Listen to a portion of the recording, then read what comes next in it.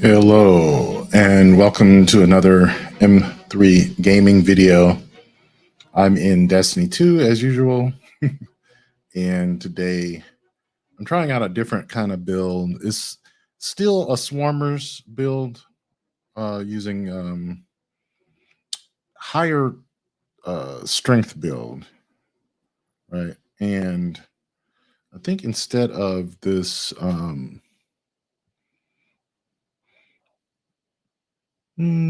yeah, no, I'd rather do the threadlings. Yeah, I was gonna maybe use the tangle that gives you melee energy, but getting more tangles in the first place is probably better.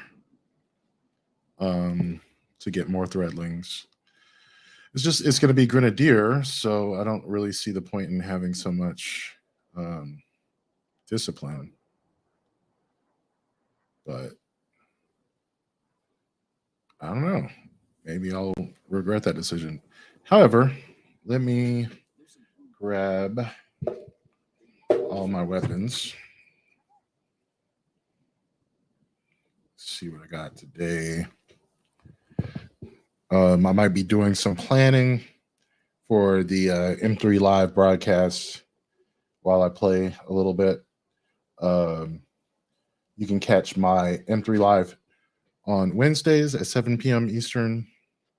I'm going to be talking relationship issues, particularly about the feeling of getting used when someone breaks up with you.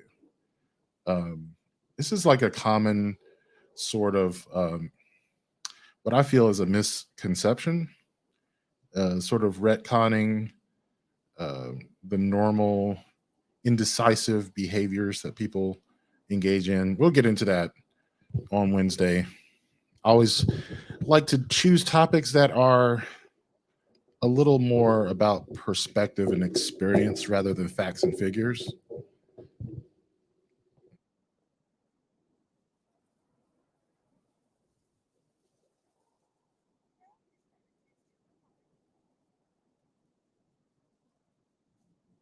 Trying to get my microphone to work right. Anyway, that being said, let me get the weapons. First of all, let me see what weapons I need.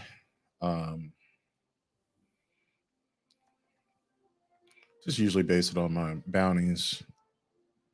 Got a pulse rifle. I'm probably not going to do the sniper. I can already dismantle that. Machine gun sounds good. Scout rifle sounds good. Submachine gun probably not going to happen. Although they match up right there, so I could get both of those done at the same time. Yeah, fuck that sniper. I don't like sniper bounties. And I don't like linear fusion bounties, so those can go. And since some of these are going to disappear, let me go here and get some more bounties while I pull those weapons.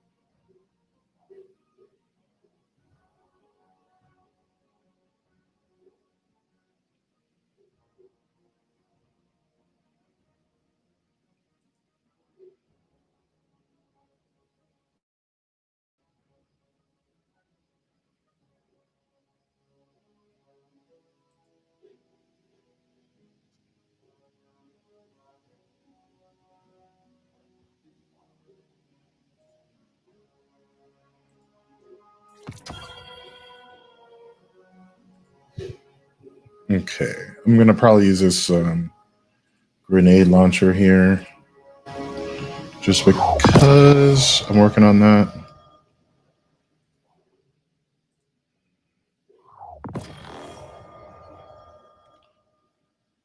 Machine gun wise.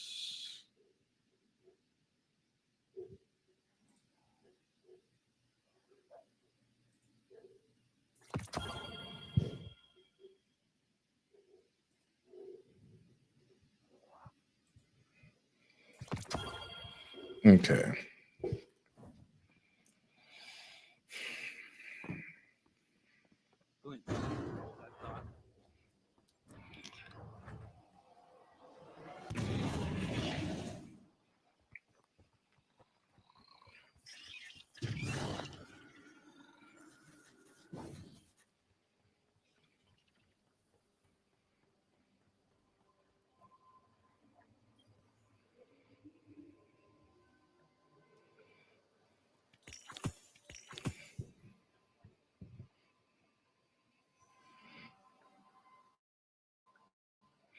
So one of the things I'm going to be doing right now is recording some videos for promos that I'm going to be doing. Try to make this work here.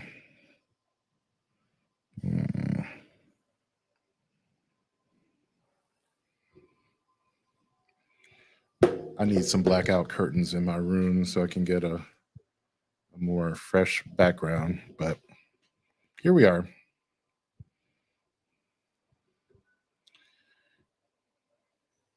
So one of the things I wanted to propose is an M3 Bearcast episode about switching politics, right? I think like right now we might be at an inflection point within the Republican Party, like with the speaker fight just having happened. I feel like there is this moment where you will see the possibility of an America's first third party, or at least in our generation, one that's viable, and that being the MAGA Republican Party, right? Like whatever that looks like, because clearly the Republicans are having difficulty being of one mind, right? And the thing is, like, they want tax cuts, but they also want populism. And I don't think the two go together, right? Ultimately, that's where we're at. We're the sort of demagoguery, the culture fights, the sort of, I don't know, the downhill slide really began with the Gingrich Congress, right? In opposition to Bill Clinton. Like, I think the Republicans kind of lost their mind a little bit there. And the whole idea of the right wing conspiracy that Hillary Clinton was speaking of years ago about like the that echo machine that no longer cared so much about policy as to sticking it to the Democrats, and I think vice versa. So I will give you another example of that happening most recently. Steny Hoyer, I think, is the interim um, speaker of the House. I don't remember his name, but as soon as he took power, one of the first things he did, it's not Steny Hoyer. He's one of the people who lost his office. Whoever it is, the Republican, the Republican who was in charge of temporarily the Speaker of the House, immediately kicked out. God, what is her name? The former Speaker of the House. Kick out the Democratic leadership from their Hill offices because I don't know. Like, I guess it was just a personal, like, fuck you to the Democrats for voting against their leader. And it was one of the first signs, or at least, it was one of the first things Republicans said positive about their interim leader, was that he did this sort of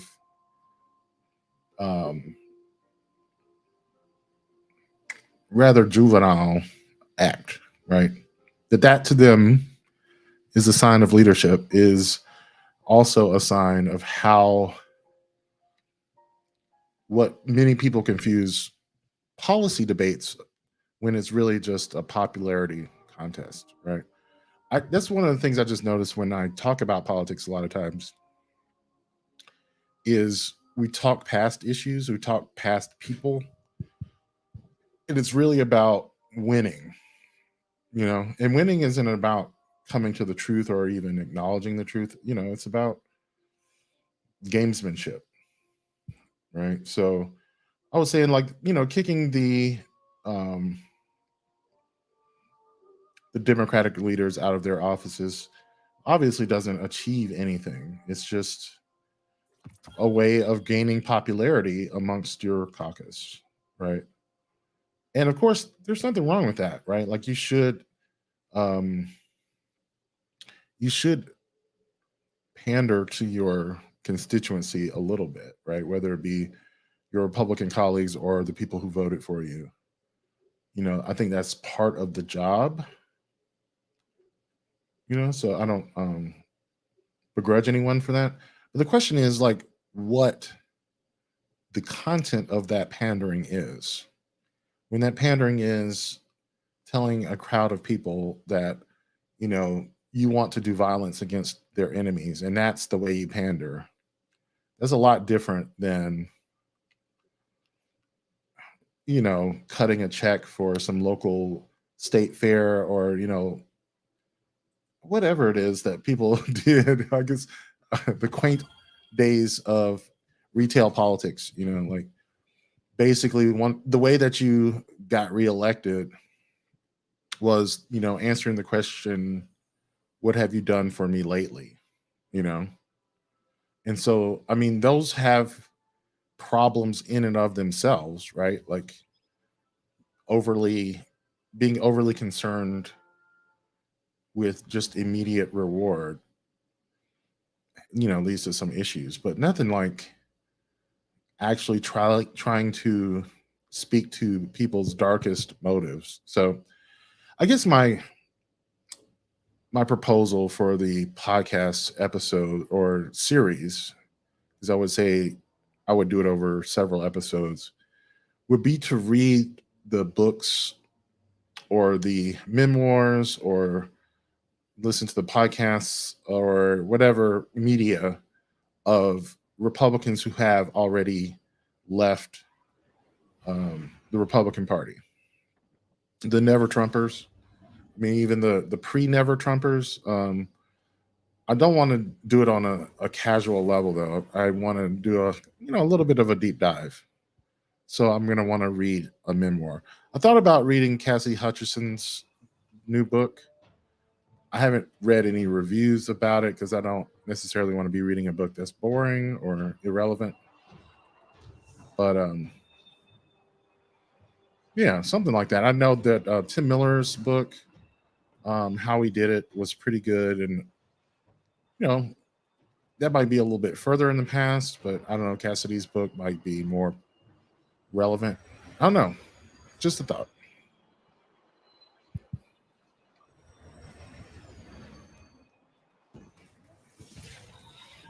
Okay.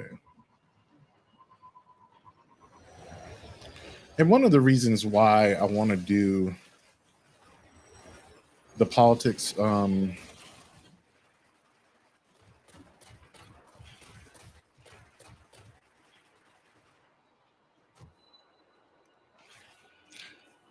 episodes is because I think we might talk about politics a little too much on the show. And so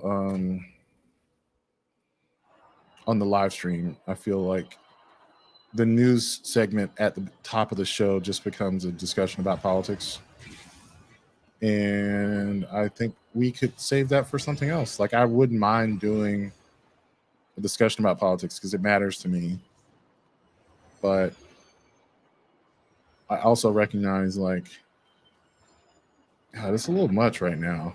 Like, with the war in Israel going on, like, I'm just straight up burnt out. on violence and atrocities. Like, I just really don't want anything to do with it. And I might talk about the fact that I don't want anything to do with it, because I mean, that could definitely be an approach to it, to say that it's okay to not want to engage in politics. You know, like, there's certainly a certain amount of guilt that I feel whenever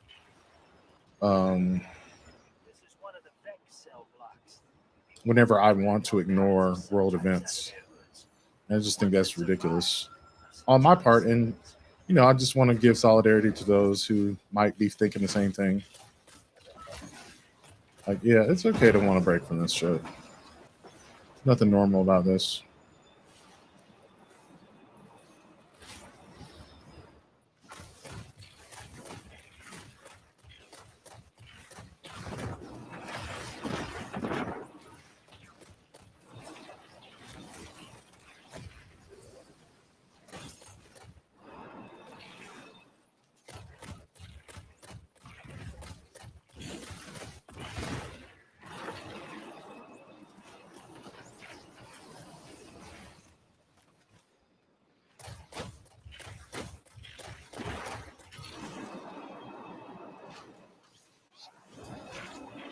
Okay.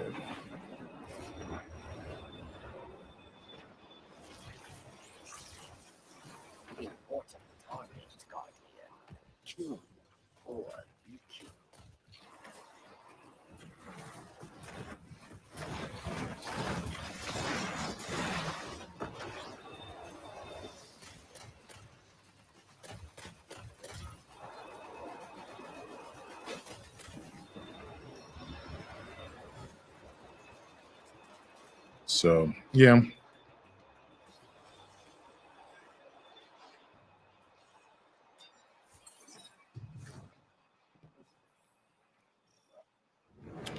I guess one of the other topics for Wednesday is going to be on two aspects. One, the feeling guilty of, or, you know, blaming someone for wasting your time when you're dating, when, you know, like when you get broken up with by somebody who, you know, realizes that you're not a good fit for them. How oftentimes people will feel used in those situations, mainly because I think people have set unfair expectations about their feelings.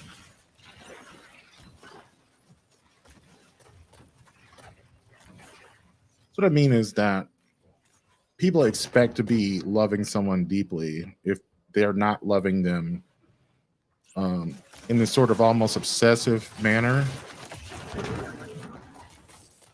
People want to believe that it's not really a relationship, or it's not worth pursuing, or you haven't committed fully to someone if you're not obsessively in love with someone, or feel like you can't live without that person, right? And when that bubble is burst, inevitably it will be. I know this is the most cynical point of view of love ever, but when that bubble is burst, then we blame the person for, I don't know, having pretended, or, you know, didn't speak the unspoken part out loud. You know, the fact that, you know, you're trying it out. You know, you're trying to see if you're a fit with somebody. And actually, the video topic that I'm pulling this from was a TikTok where really the hypocrisy had to do with the fact that he said that he was in a relationship with somebody he did not think was the one. And when she broke up with him, he was mad at her for basically doing what he should have done that whole time, which is to break up. And I'm going to talk about that. The other video I had on it is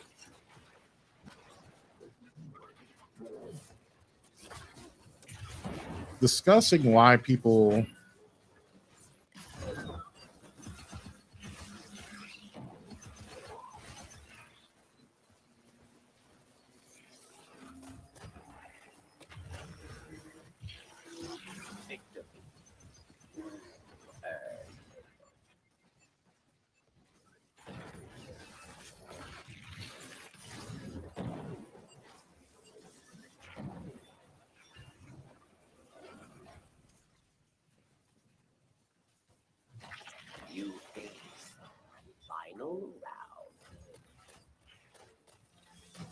mighty cabal challenges.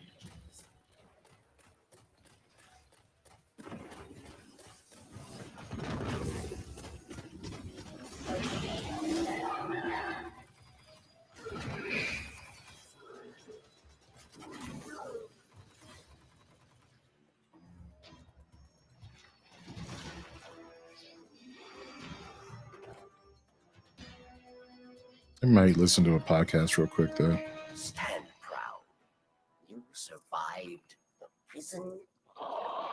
I gotta change my opinion on this. These guys never have to change their opinion. Harold Camping predicted the end of the world, and it didn't happen. They all stood on a fucking hill or whatever. Wait for the end of the world. It's all shit, and then it didn't happen. Like, well, I got the date wrong. Well, we did it wrong. Same thing with John and wherever he was, Texas. Or right? Yeah, is that guy? Did those people disperse? I don't know. Are they still waiting for him? The fuck is wrong with these people? I do want to read from this article a couple of the like chunks of what people thought was going to happen. It's fucking insane. Also, I have to address the turn off your cell phone. Let me answer. If you take the premise that the United States government is sending an evil signal and that evil signal can activate some sleeper cells that are literally cells inside my body. From Rainbow Company, what was it, Raccoon City? Or whatever. Yeah, Raccoon City, sleeper cells of zombification. Like, if my cell phone is turned off, the signal that is going to travel to my cell phone would still hit me. It's not going to come around you. What the fuck is my cell phone doing? It's not like there's a fucking satellite that like homes in perfectly on your shoots it right to every phone there. Like it just goes ring this phone everywhere, and then your phone rings. So then were they thinking? I know I'm taking this too far, but like were they thinking, Cecil? No, that the that the signal goes to my phone, and then my phone then your phone is the thing that's the amplifier to you. It sends it to me. Yes, I don't know. I don't know what that. So here's the thing, Tom. They weren't thinking. Yeah, okay. Because they're talking about putting their fucking phone in an unplugged microwave. Yeah, I also love the idea that it is a Faraday cage. Just put it in the toaster oven. It reheats way better.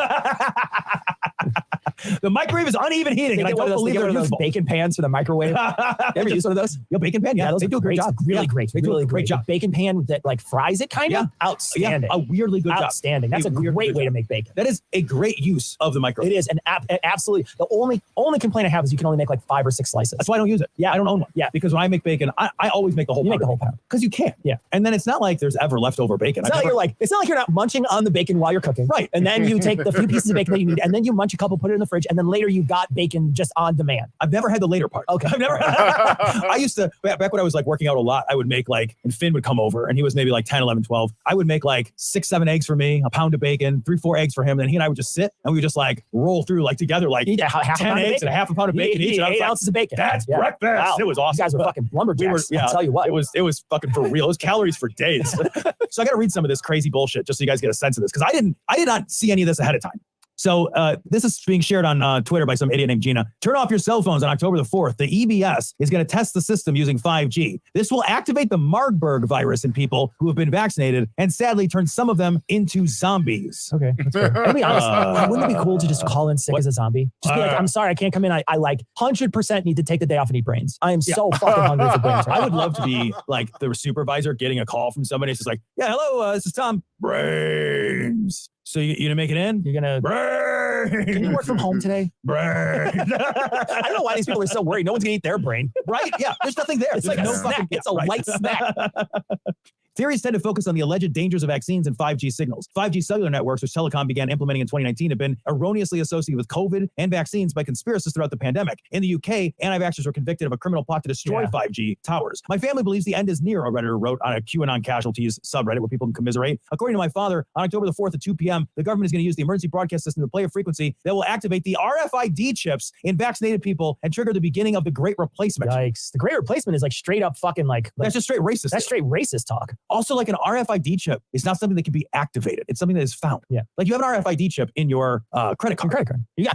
The machine finds the chip. It's a perfect example too, because the finder, it doesn't just find it in my wallet. I've got to bring it very close to it. In fact, I've got to do it like on it in order for it to do something. Right. It can't like if I hold it against the wrong part of the machine, and this happens to me all the time. They don't actually label it really well here in the States. Sometimes they're like tap to pay, and I'm like tapping in different places. Yeah. Like I'm fucking dubbing this thing, Sir fucking Mix-a-Lot. I'm like, come on, will you fucking please take the thing? And nothing works because it's got to be super close to it all the time. You're absolutely right. It's not like it's just like in my pocket and it can tell. And like your credit card didn't get activated. Nothing went to your credit card. This thing read your credit card. Yeah. So like even if I had tiny little nanoparticular RFID chips, like all anything could do would be to read them. It couldn't activate them. That's not what RFID does. It's like everything about this is just structurally stupid. But the problem is that they just won't learn from it, right? No, They said a bunch of garbage. They vomited a bunch of garbage out. And then tomorrow they'll be like, yeah, there's probably zombies, but they didn't just the media just didn't cover it, but there was probably zombies. Probably, yeah. I mean, I would imagine that's going to be their answer. If you go to talk to some of these people and say, so what about the fucking FEMA call the other day? Did anything happen to anybody you know? No, but I heard a friend of a friend or whatever. And they're going to just, they're just going to find how they can still believe it somehow. Right. Yeah. It's the same thing with every time like any famous athlete or something dies. They're like, oh, see, COVID vaccine. And you're like, yeah, man, but like several billion people have gotten COVID vaccines. Yeah. Several billion of us have gotten COVID vaccines. Some of us, many COVID vaccines. So like one person having a heart attack while playing a vigorous sport is not evidence that like the billions of us that got this thing are going to drop like flies any minute. They keep waiting. Like they're all going to like be like the last one standing in some Twilight Zone episode where their glasses They think break. it's the fucking rapture. Yeah. They're hoping. All right, that's going to wrap it up for this week. This upcoming week, we are going to have a long-form article that Tom already read for patrons. You can check it out if you're a patron. Long-form article about Clarence Thomas and Clarence Thomas's dirty dealings with tons of billionaires. So you're going to want to check it out this upcoming Thursday. We'll be back on Monday with another show. We will not be doing a live stream this month. I am going to be out of town, so we're not going to be catching a live stream. But don't worry, catch us in November, because chances are maybe we'll be doing it like around Thanksgiving or something. Yeah, probably. Yeah, I was just listening to this earlier about the I guess conspiracy theorists and just the fact that it is I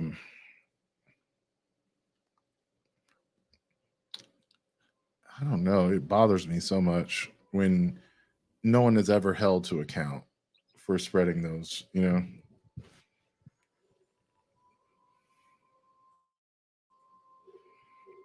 Like when it's so obviously not true, and then, or you know, like with the chips, the virus chips or whatever, or even COVID, like, you know, the whole conspiracy theory about COVID being a controlled experiment or whatever.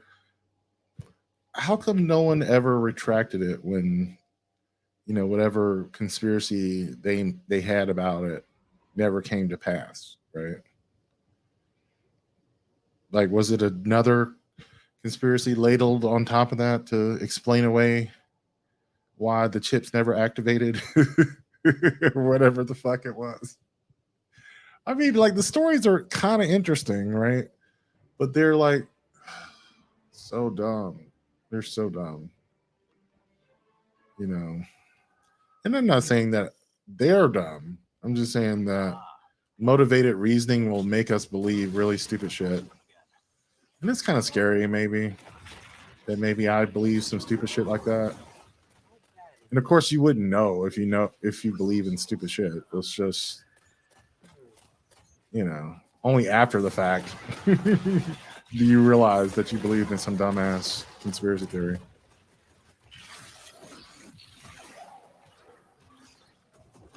I mean, obviously, to the people who know that it's not true, it's obvious from the get-go. But from the perspective of someone who believes that shit, it's real, right? Or at least possibly real. I don't know. Sometimes I think people just like to be like on some inside knowledge, and even if they don't really believe it, like if it is true, they want to be the ones who knew it was coming. But even then, that requires some level of belief. I don't know. I just don't want to believe that they believe. I don't.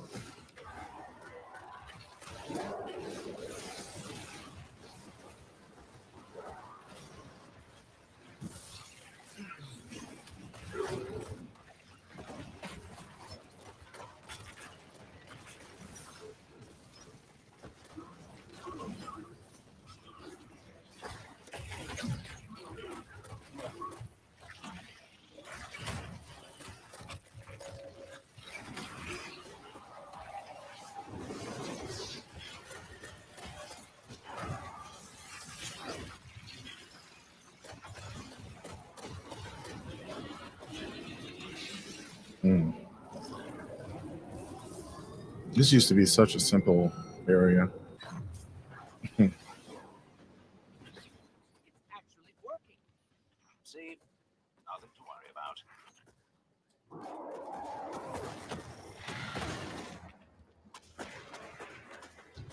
I know I need to get submachine gun kills.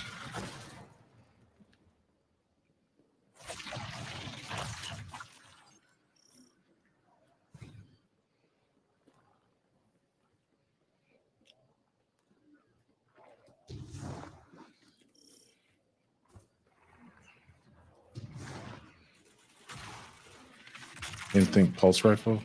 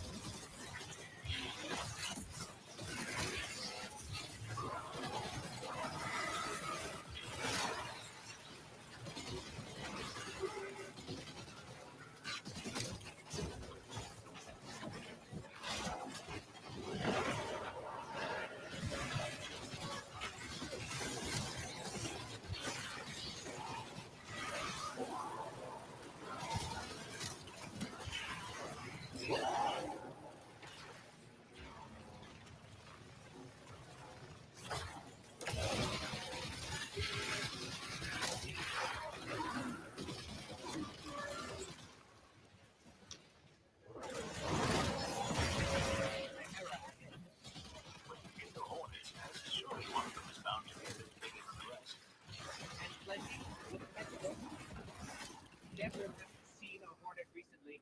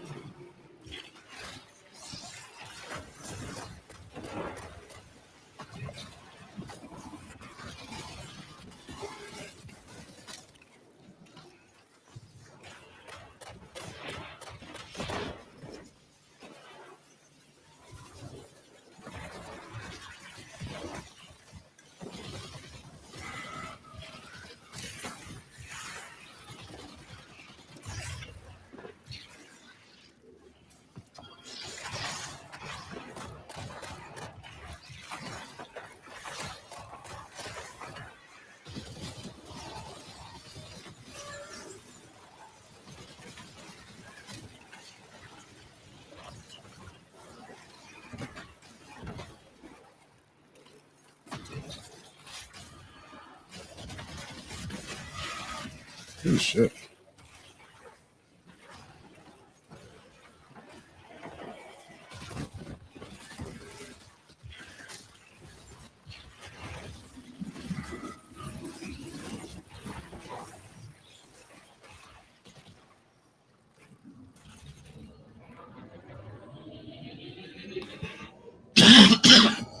Should probably get more weapons in the energy slot.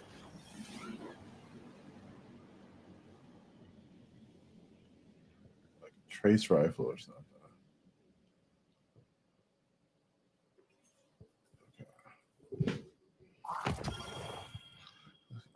think I'm going to still use that Scout right now, though.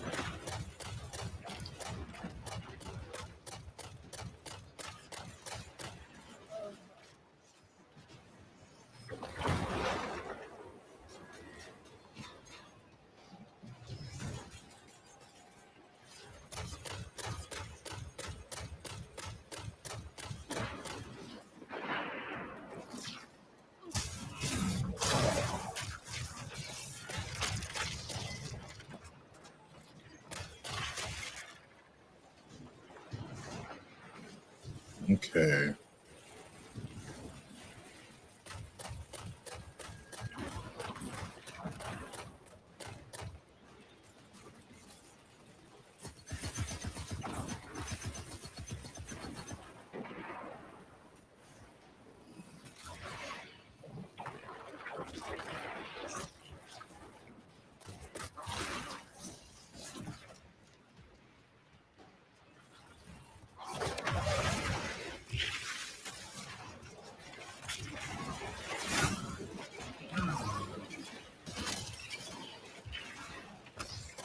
Oh, you gotta be fucking kidding me.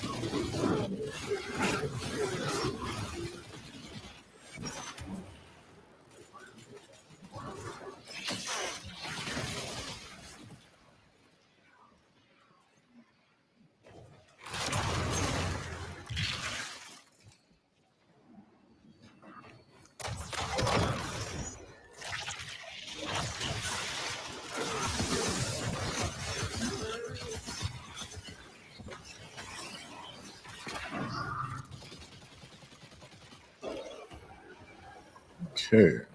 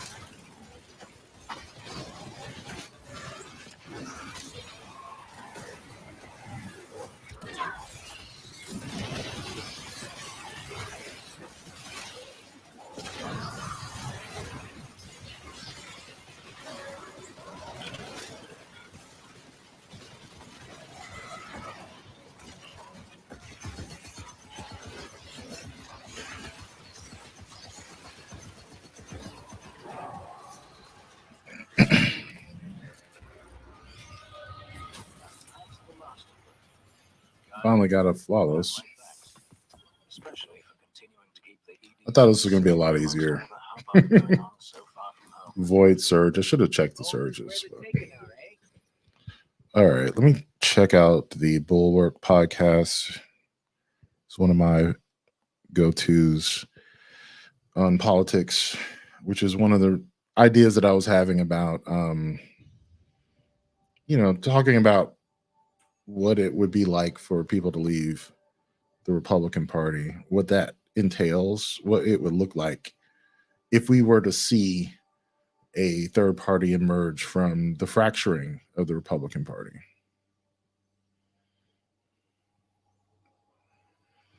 Get ready for a day of family fun and health at the Kick COVID Family Fun Day, hosted by the Health Literacy for Albany. Welcome to the Bulwark Podcast. I'm Charlie Sykes. It is October 9th, 2023, and once again, we find the world at war. These are the hard mornings, I think, to do programs like this because the horror and the heartbreak is just so much. I mean, watching the images coming out of Israel, but also trying to get your head around what it means for the world. The attacks on 10/7 in Israel were that nation's 9/11. The shock, the horror, the elimination of any sort of complacency we had that the world was a comprehensible place. And as I wrote my morning shots this morning, 20 years ago, George W. Bush talked about the axis of evil, and back then it was Iran, Iraq, and North Korea. But today, this Monday, we have our own axis of evil, and it is Russia, it is Iran, and it is Hamas. And to break it all down, including the way the zone is being flooded with disinformation and moral equivalency, we're joined, of course, by my colleague, Will Salatin. Will, good morning. How are you? Good morning, Charlie. I wish I had some cute sports talk for today, but with all this tragedy and death. Yep. No, we might as well dive into it because there is so much. I mean, I think the anticipation was that we would be talking about, hey, the chaos of the House of Representatives. And this is one of those reminders that, there is a reason why it is a really bad idea to even think about shutting down the U.S. government right now. It's a terrible idea to be playing political games with the U.S. military. And what an awful time to be without a Speaker of the House of Representatives. And by the way, those are like the least important things for us to talk about this morning. So where do you want to start here? Where do you want to start this vicious surprise attack by Hamas, which is going to lead to an absolutely righteous but terrible response from Israel? What do you think? I think Americans have trouble grappling with the magnitude of this because Israel's a much smaller country, obviously. So we have about 35 times the population of Israel. And they have, as of this morning, reporting about 700 deaths. Okay. So that would be, in American terms, that's about 8 times the size of 9/11 in terms of proportional to their population. And that's just the number of deaths. The nature of it is horrific. Obviously, we had planes flying in the building. They just had, 1,000 or so Hamas, they called fighters. They're not really fighters. They're, rapists and murderers. They went into homes. They murdered people. They went to, as you saw, I think you reported, a music festival that was supposed to be celebrating peace and love. Right. Yeah. Gun people down. They went in there and just mowed people down. Yeah. Right. At least 100. I've seen upwards of 200 reported. They dragged away children, old people, Holocaust survivors. They targeted civilian populations. So it's a horrific attack, both in its quantity and in the nature of it. And the way that they are taking videos of some of their worst atrocities as if to celebrate them, blowing up ambulances, naked women in the backs of trucks, the bodies in the backs of trucks, the murder of children. The barbarity of it is overwhelming. But there's also the shock of the incredible failure of intelligence that allowed this to take place. I mean, Israel has one of the most sophisticated intelligence operations in the world. I mean, so do we. And yet Hamas pulled this off. And it doesn't detract anything from the barbarism to say that this was sophisticated. It was a land, sea, and air attack. They launched thousands of rockets. Then they used bulldozers to break through the wall. They had terrorists with hang gliders landing and securing territory that enabled them to move ahead. It appears to have been incredibly well planned and well orchestrated on a mass scale. Is it too early to go into how did this happen? How did this happen to a country that has such a sophisticated understanding of its enemy as Israel? All of the statements from public officials in Israel and the United States are, let's not do second guessing of the intelligence right now. We need to focus on right. I hear that. But you and I are not subject to that. This was a massive intel. And it's, as you point out, Israel is supposed to be like the best country at intelligence. The best. Right. And they have to be. They're surrounded by enemies. They're constantly plotting against them. So it is shocking that they missed this. This is, I believe, more than 2,000 rockets. I'm not sure what the eventual number will be. Yeah. The rocket parts, by the way, are exactly what Israel tries to prevent from going into Gaza, right? There's a lot of screening of what goes in there. And they have massive, first of all, they have electronic surveillance. They have human intelligence that was supposed to penetrate this. But to miss all of this, to miss all of the methods, the attack itself, the rocket parts, the hardware that went into this, just a shocking failure. And this Israeli government, part of me is saying, Charlie, let's not get into recriminations. We're a podcast. We can do that. They had one job. This was Benjamin Netanyahu. This is Likud. Right. They have one job, and it is security, and they failed. Did the incredible division in the country, the political division in the country over the judicial reform, was it a distraction? Did it actually degrade degrade Israel's ability to anticipate and stop this? Do we have any idea? I mean, by the way, that's got to be a big question. Whenever the second guessing starts, that's got to be one of the central questions, don't you think? I don't think so. Okay. In a situation like this, there's a lot of attribution of if only we had done this, if only this hadn't been the case. I don't believe any of that. This attack was the 50th anniversary of the Yom Kippur War. Hamas planned this. They've been building it for a long time. But what exactly precipitated it, imagine that the Saudis already had signed a deal with Israel. There was already a recognition and all a treaty and all that. They would have done it anyway. Absolutely. They did it when they could, and they did it on this anniversary. There's two levels of, I think, intelligence failure here. One is how did they not see that they were assembling this attack? The missiles, the hang gliders, the fighters, all of that. That's the sort of the hardware version of it. The software version of it is the larger intelligence failure, the really fundamental misunderstanding of Hamas and what Hamas was capable of doing and what Iran was capable of doing. There's a lot of naivete, I think, some belief that, well, Hamas may have been a terrorist organization, but they wouldn't do this. Iran, we can actually negotiate with them. We can do, and we're going to get to the whole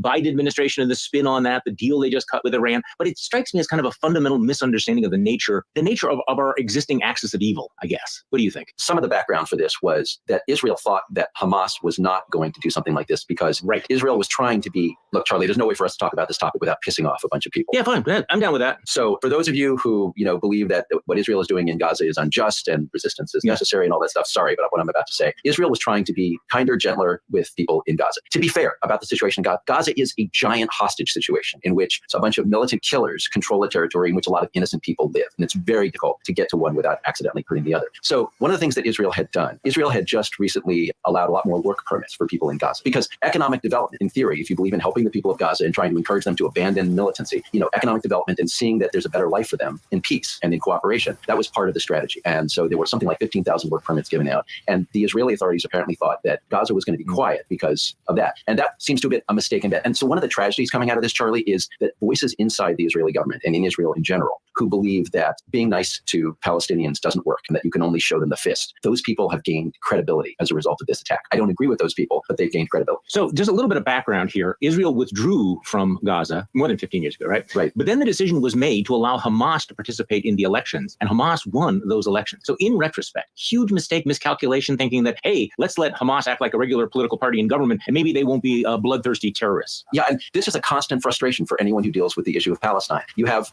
constantly attempts to separate the extremists from the moderates, and very often the moderates just turn out to not be very moderate. Yeah, like a Fatah. Yeah. Shortly after this attack was underway, and it was clear that it was barbaric and awful, I saw on CNN a supposedly moderate Palestinian politician, Mustafa Barghouti, was being interviewed, and Christiane Amanpour is trying to tee this guy up. She's saying, of course, Hamas is your enemy. And he's like, no, Hamas isn't our enemy. Israel's our enemy. And I'm like, this is the moderate? Let's dive into this whole Iran situation, because clearly it looks like Iran was funding, arming them. Hamas, they're saying that Iran was behind a big Wall Street Journal exclusive story this morning, talking about Iran being part of the planning of all of this. The Biden administration just cut a deal with Iran. And of course, this is becoming now a partisan cudgel. A lot of disinformation, misinformation about the $6 billion in Iranian assets that were unfrozen. Now, we'll talk about the fact check on that in a moment, but this has been seized on from a political point of view to score political points, saying, there are people like Rick Scott and Tim Scott out there saying that the Biden administration funded this attack. And I think they're referring to the Iranian money, but also the fact that we've been giving a lot of aid to Gaza as well. So let's sort through all of this. Bad look for the Biden administration that it cut a deal with Iran, or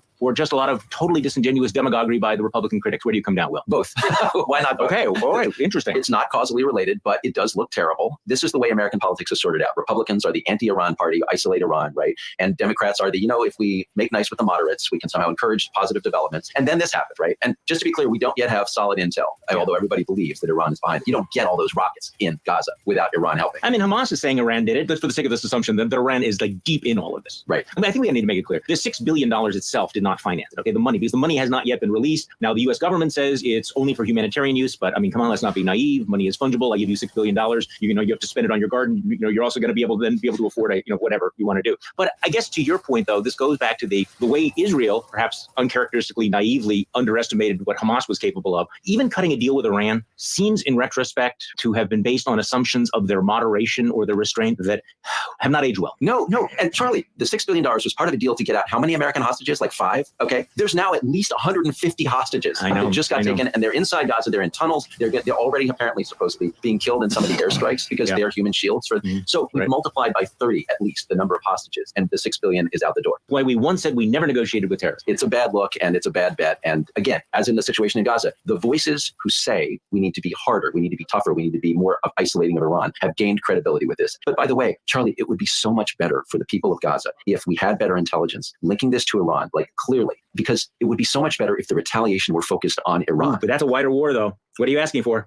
Okay. Will, where are we going here? All right. So there are ways to retaliate that are not necessarily about dropping bombs. Yeah. What I'm really concerned about, Charlie, is we're going, and I don't want to jump ahead of the conversation, but there's going to be the carnage in Gaza like you would not believe. A lot. And it is absolutely horrific and terrible that innocent people in Gaza are going to pay the price for this. I'm not necessarily saying that Israel is wrong to take a deterrent action, but even if you believe that Hamas is responsible for what's happening in Gaza, it's terrible for the innocent people there. It is, but here's also where there's not symmetry. The Israeli military forces are warning the civilian population to evacuate. They're saying, look, this is what you should do. You should not be in these areas. This was not something that Hamas did or Israeli. So there is not a moral equivalence between what happened over the weekend and what is about to happen. What is about to happen is solely the responsibility of Hamas. This is an intentional thing that they did. They were hoping, they are planning on, as you point out, using civilians as human shields, not just Israeli civilians, but their own civilians. So they are unleashing intentionally this wave of terror on their own people. Yes.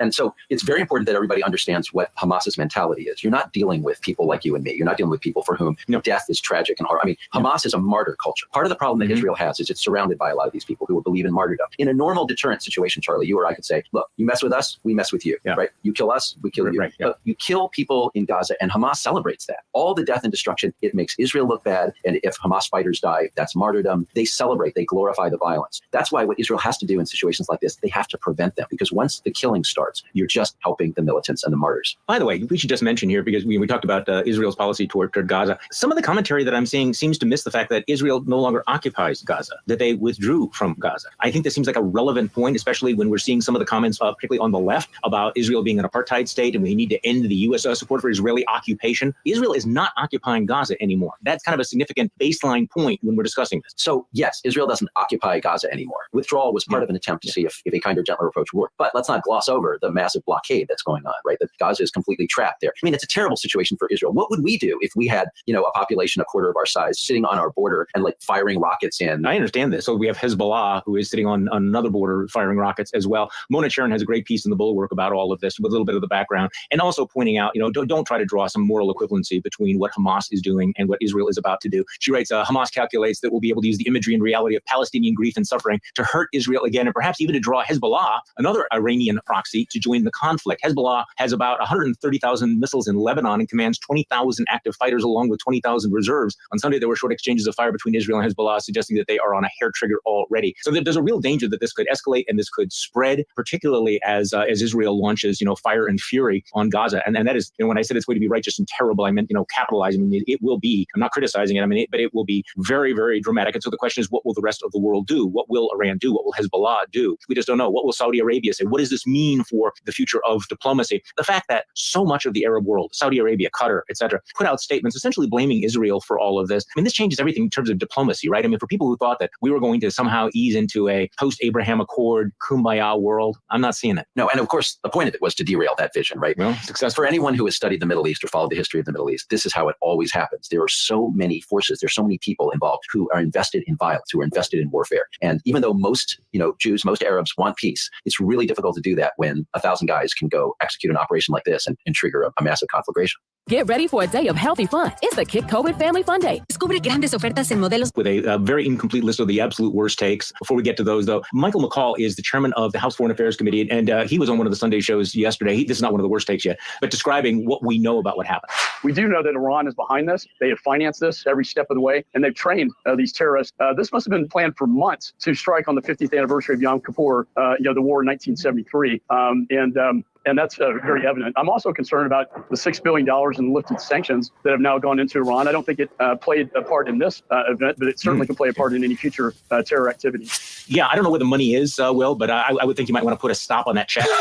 That's just my thought. It's not a check. Yeah. It's Iran's money. Just everybody knows, it was moved from South Korea to Qatar, and it was sanctions money. It wasn't our money. It wasn't taxpayers' money, right? Well, of course, speaking of the worst takes, Republicans almost to a person are citing all of this. And of course, Donald Trump, the former president of the United States, had this to say over the weekend. Here's a little compilation of some of his comments.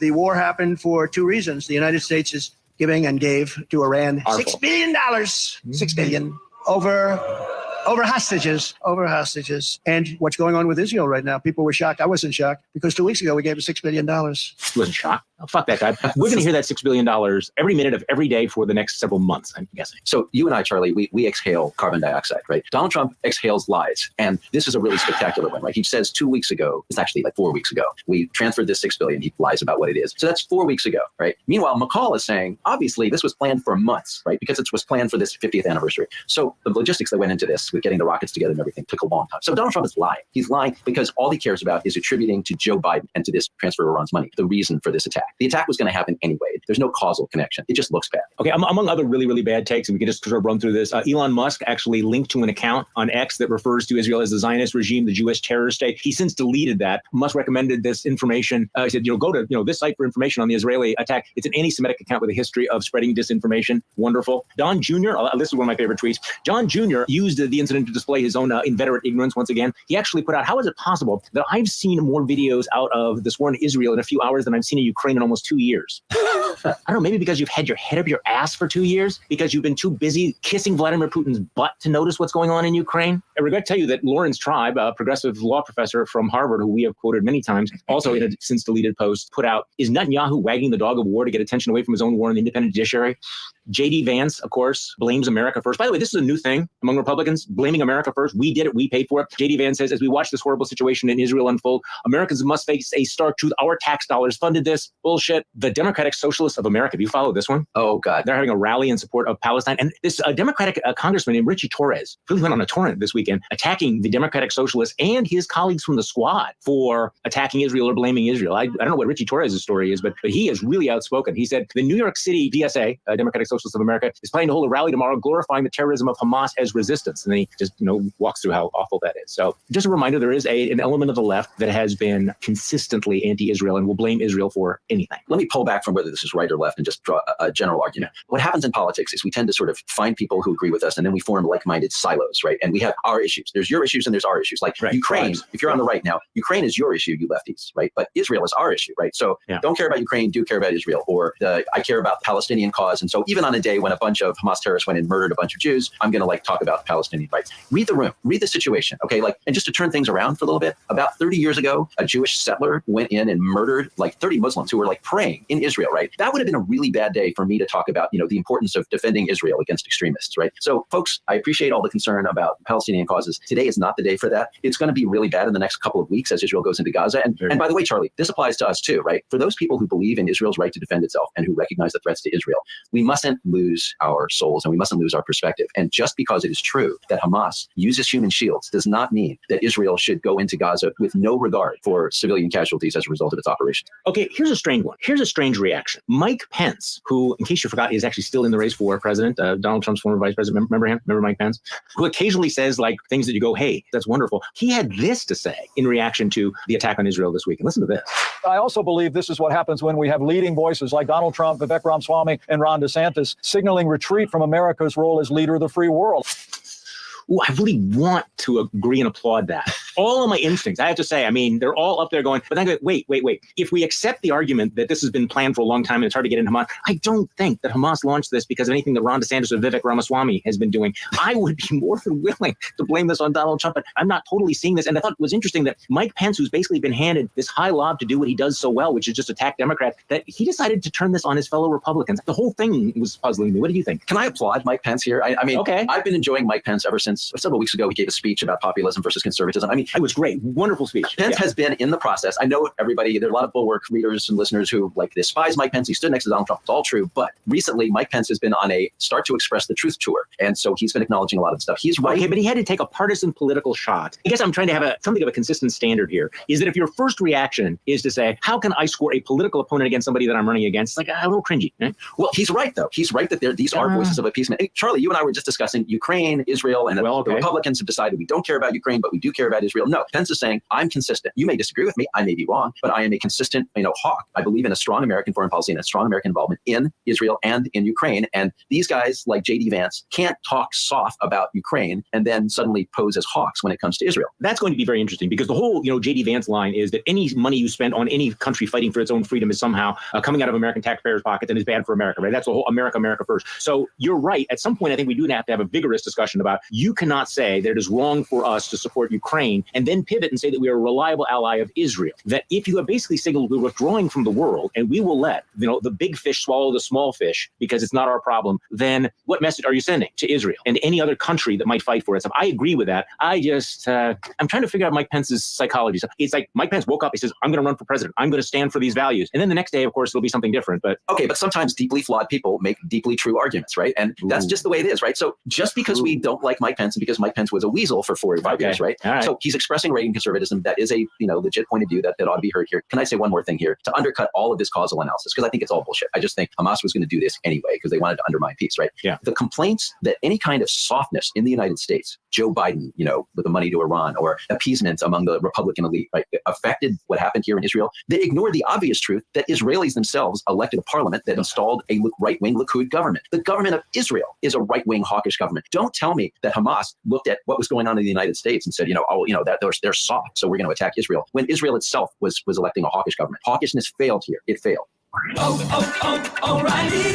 La nueva marca Brake Best. Tinker and sweat the small stuff because the tiniest thing. The United States Congress appears to be absolutely paralyzed because I am not an expert in the operations of the House, but much smarter people tell me that unless there's a speaker, the House of Representatives pretty much is out of business. They can't do anything. There's also a thing called the Gang of Eight, which are the top congressional leaders who are always briefed during a time of national crisis or global crisis. It's not clear whether or not the acting speaker should be included. We don't know what's going on with the House. The House can't really pass any legislation. It cannot do anything until it has it as a speaker. And who knows what's going to happen. So there was a lot of wish casting over the weekend, a lot of fan fiction. There was the fan fiction, hey, maybe there's going to be a consensus speaker. Maybe Republicans will vote for a Democrat. I don't know. Are you smoking that hopium? No. Okay. I mean, this is like it's one thing to find the pony in the pile. It's another thing to be smoking the, hey, maybe I will date, maybe I'm going to be dating Taylor Swift, and maybe Republicans will vote for Hakeem Jeffries. The other, though, wishful thinking, there are moderate Republicans who are saying, look, this is an emergency. We need to bring back Kevin McCarthy, which strikes me as also unlikely. However, this does change the dynamic because this is not like everybody's prepared to sit back and eat some popcorn and watch Jim Jordan and Steve Scalise piss on each other and maneuver and go back and forth and try to come up with 218 votes. Now the cost for, watching the Jackal Caucus play games with Congress seems to have been raised. So what's going to happen with the speaker's election this week? It's going to be Scalise or Jordan. I don't think there's any other possibility. McHenry, I'm telling you. McHenry would actually be better than either of them by a large margin, which probably means it won't happen, right? Almost guarantees it. Charlie, every time I have tried to make predictions about what is going to go on in the Republican Party based on rationality, I have been wrong. So they won't do the rational. I am not judging. But on this question of how much does our chaos affect things in the chaos in the House? I think not much. Ooh, I don't know. Going forward? Okay, in terms of the things that the House has to do, like budgeting, right? Keep the government open. Yes. Keeping the government open. I fully agree, right? The House can take that down, and they will take that down in November, I think. But in terms of responding to a situation like Israel, I think the House of Representatives was already kind of irrelevant. I mean, there's a Gang of Eight, and they do need to be briefed, but there wasn't like Kevin McCarthy was running a tight ship in terms of everybody being together, and here's where the United. That's true, and I think there's some denial about that. Yeah. So I think there was already chaos, and now there's more chaos. But yeah, I don't think it affects the foreign policy situation. Where did you come down on this debate about what Democrats should have done? I know it feels like ancient history now. That was like less than a week ago, right? I mean, it feels like another lifetime ago. But you had the Gates caucus, the crazed slavering Jackal caucus, and then the Democrats went along with it. Now, I think it's crazy to think that they should have bailed Kevin McCarthy out, but there are others who think that, no, they should have been the grown-ups. They should have done the statesman-like thing. Well, what should Democrats have done? I think the House Republican Conference is unsalvageable. I think it can't run the House. So I don't think that voting to keep McCarthy there was going to solve the problem. I mean, Kevin McCarthy was bankrupt in terms of he had made so many promises to so many people that he couldn't keep. Right. McCarthy is a weasel. So his promises were contradictory. He told Biden he would do things. He told the right. He was not sustainable. So I don't think there's anything Democrats could have done. Part of me, sort of the nicer version of me, look, Charlie, we at the Bulwark believe in institutions, and we should, try to uphold the institutions even when the other side is trying to tear them down. But I don't think it was salvageable in this case. And I think that by going with Gates and taking down the speaker, which is what normally you would do. We Democrats support Hakeem Jeffries. If you want unity, vote for our guy. If you want your guy, we're going to vote against him. That's a perfectly reasonable position to take. And if you can't get enough Republicans together to keep your guy in power, then you shouldn't have had him there in the first place. Yeah, and also it was not a vote for the institution because that would have really, defined deviancy down to think that Kevin McCarthy somehow became this pillar of the institution. No, it does not actually work that way at all. Okay, so this fight between Scalise and Jordan is interesting. And, we were talking about Mike Pence saying unusual things. Remember when Ken Buck was kind of a Tea Party, fire-breathing, right-wing congressman from Colorado? He still is kind of, but he says some awfully interesting things. So he was on one of the shows yesterday talking about Jim Jordan and Kevin McCarthy and everything that was going on. And I thought he made a highly relevant point. This guy is way to the right. I would say he's right right, well, I won't say way to the right of the median of the House Republican caucus, since that's pretty far right. But I mean, Ken Buck's never been considered a rhino before, right? Right. Except he's obviously kind of fed up with the Jackal caucus a little bit. This is Ken Buck yesterday morning. Jim Jordan and Steve Scalise voted to decertify the electors. I don't know that it's going to be a very big factor at all. I think the factor, George, is that we continue to perpetuate a lie about the 2020 election being stolen, that we talk about the January 6th events as a unguided tour of the Capitol, that we are pretending that the people who assaulted police officers and destroyed federal government property are political prisoners.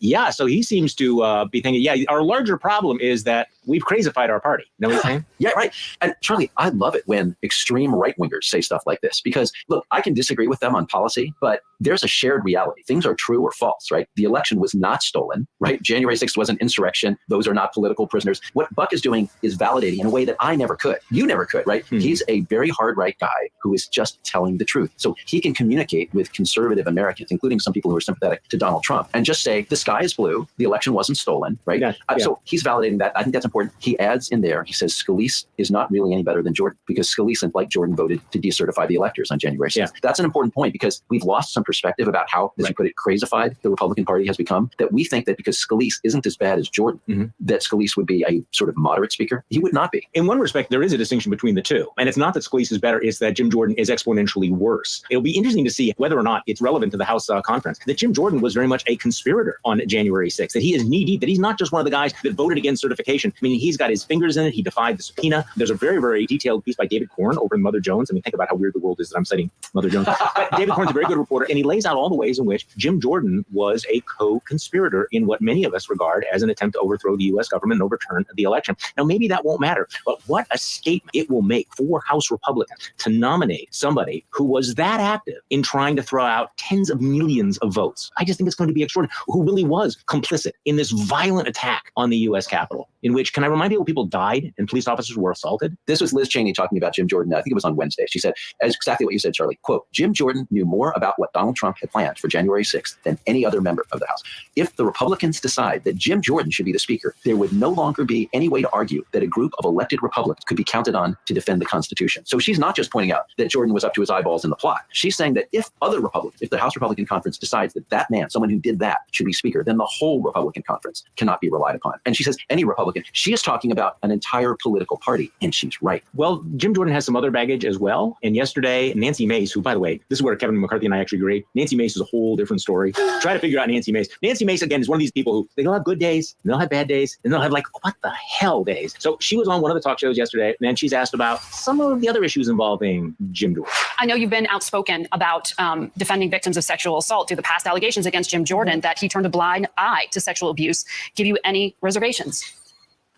I'm not familiar or aware with that. He's not indicted on anything that I'm aware of, and so I don't know anything and can't speak to that. But I will say that I have been, as you said, Margaret, I don't know anything, and I don't know anything about it. I don't know anything about that, she says, 2 days before she has to decide whether or not he becomes second in line to the president of the United States.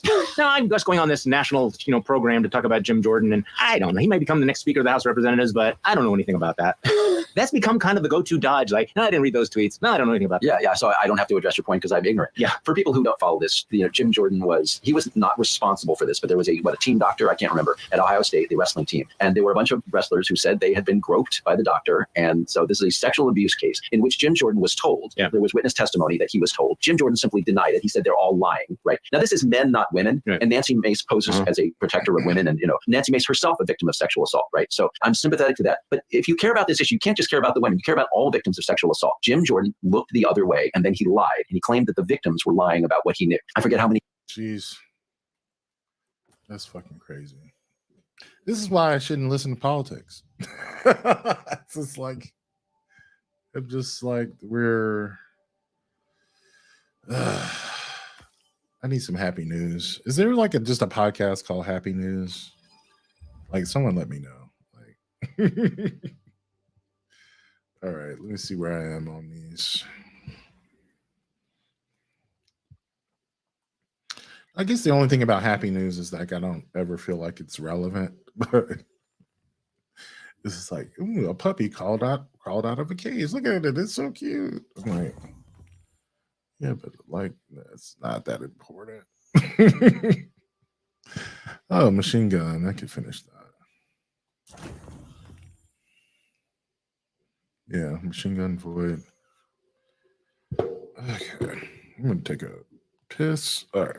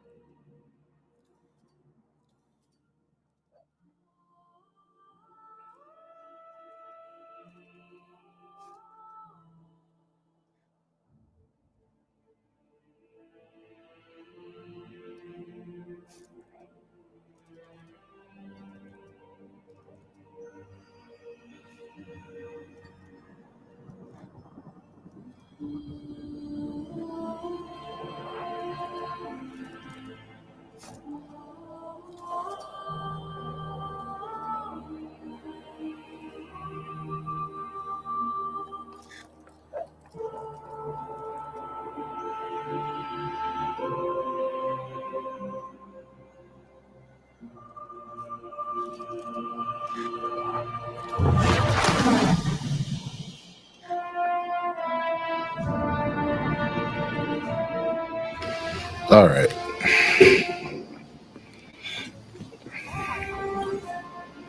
Let's see what we've got.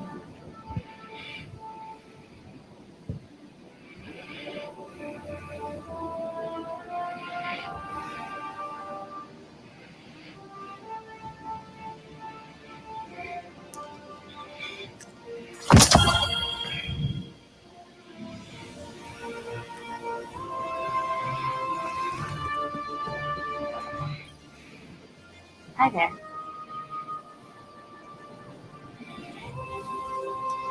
Check.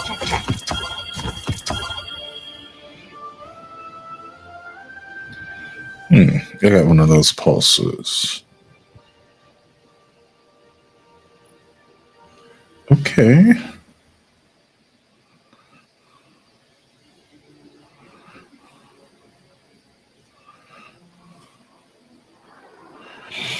I can fuck with this. Let me go ahead and masterwork it. Enlighten Action is kind of a reload perk. As a reload masterwork, I think this frame has pretty bad reload speed. Tactical Mag gives me some reload. Arrowhead Break is one of my favorite pulse rifle perks. And Frenzy is also one of my favorite ones. Also gives you some reload. I'm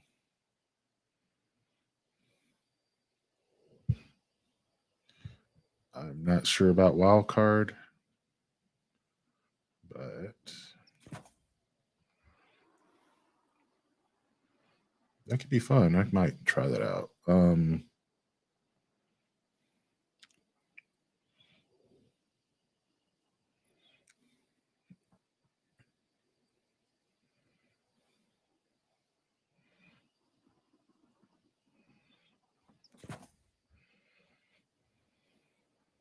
Whenever you need me again, Guardian.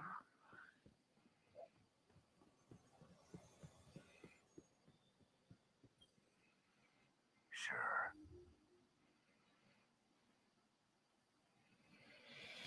Thanks.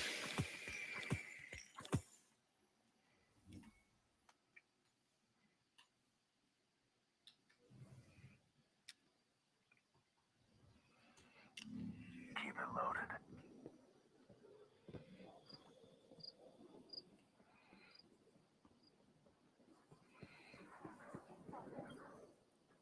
Are you ready? Very good.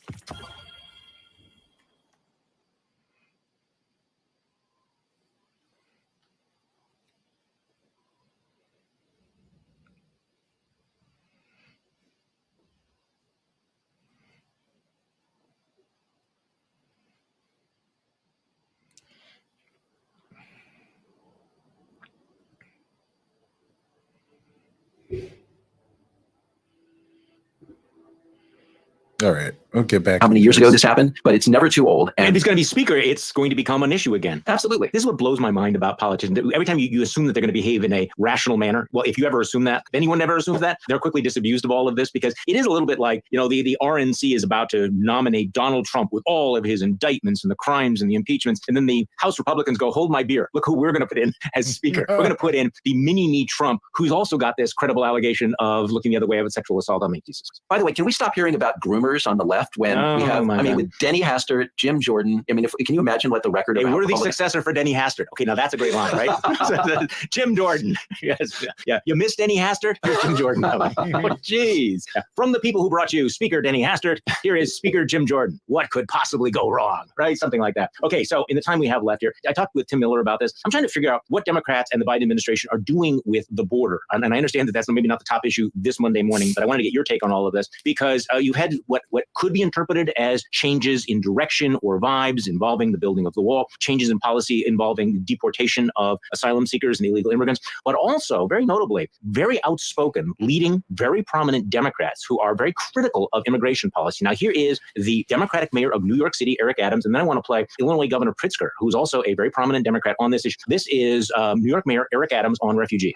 We can't have a rule that one can come from anywhere on the globe and come to New York City and remain in New York City as long as they want, and taxpayers must pick up the cost. We're also getting pushback from the Democratic governor of Illinois, who also was rumored to have some presidential ambitions himself. This is Governor Pritzker. My family were refugees to this country too. We ought to welcome them, put them through a process, and if they don't meet the requirements, they should be sent back.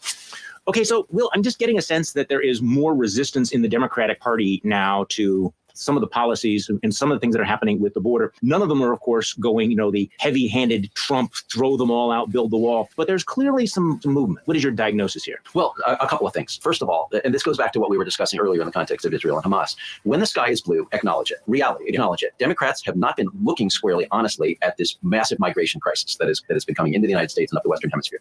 Eric Adams is doing that. Eric Adams, he went to the Darien Gap. He looked this. He's got migrants flowing into New York, migrants coming into Chicago. That's what Pritzker is talking about. They're simply overwhelmed. The United States is not prepared. We are not handling this well. We can't have this many people coming in, and we can't have them concentrated. It's chaotic, and they're concentrated in a few areas. They're overwhelmed. They need federal support. Isn't this what Greg Abbott and Ron DeSantis are saying, Mr. Salatan? It is. And Pritzker says, let's spread out the migrants to not just the blue cities. And he's right about that, right? That's a cynical operation. But they are distributing it from these red states, because that's where they came in. They came into Texas. And Joe Biden and the Democrats cannot say, that's Greg Abbott's problem. We're not going to deal with it. So these Democrats in the North are telling Joe Biden, take this seriously. And Democrats should take it seriously. We were talking before about issue ownership. The whole border issue seems to be an issue that a lot of Democrats have decided is a Republican issue. And we can't talk about it, or we can't talk about deportations because that's racist or whatever. Pritzker is saying, nope, they don't qualify. You got to send them back. Henry Cuellar, Democrat in Texas, is saying the same thing. You got to show people. And Charlie, Henry Cuellar says, you got to put this on TV. You got to show the people in Latin America. We are putting people on planes and we are sending them back. So these are repercussions. It is an administration of a penalty of you will not get a reward for coming into this country illegally. I think Democrats need to embrace that message.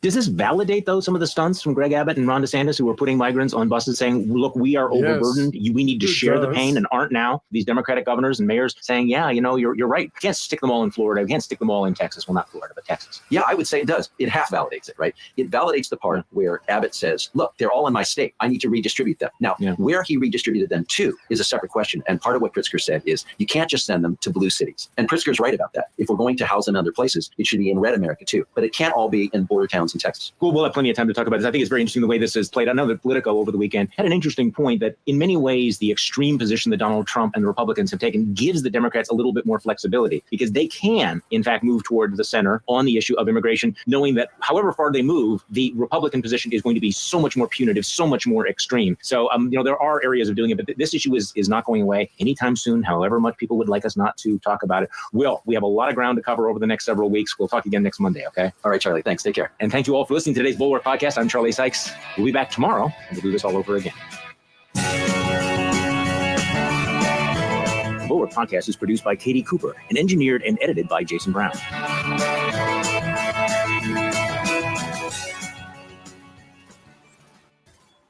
Well, no, maybe the week before or something. So, all right, that's going to wrap it up for this week. We're going to leave it like we always do, though, with Skeptic's Creed. Credulity is not a virtue. It's fortune cookie cutter, mommy issue, hypno-Babylon bullshit.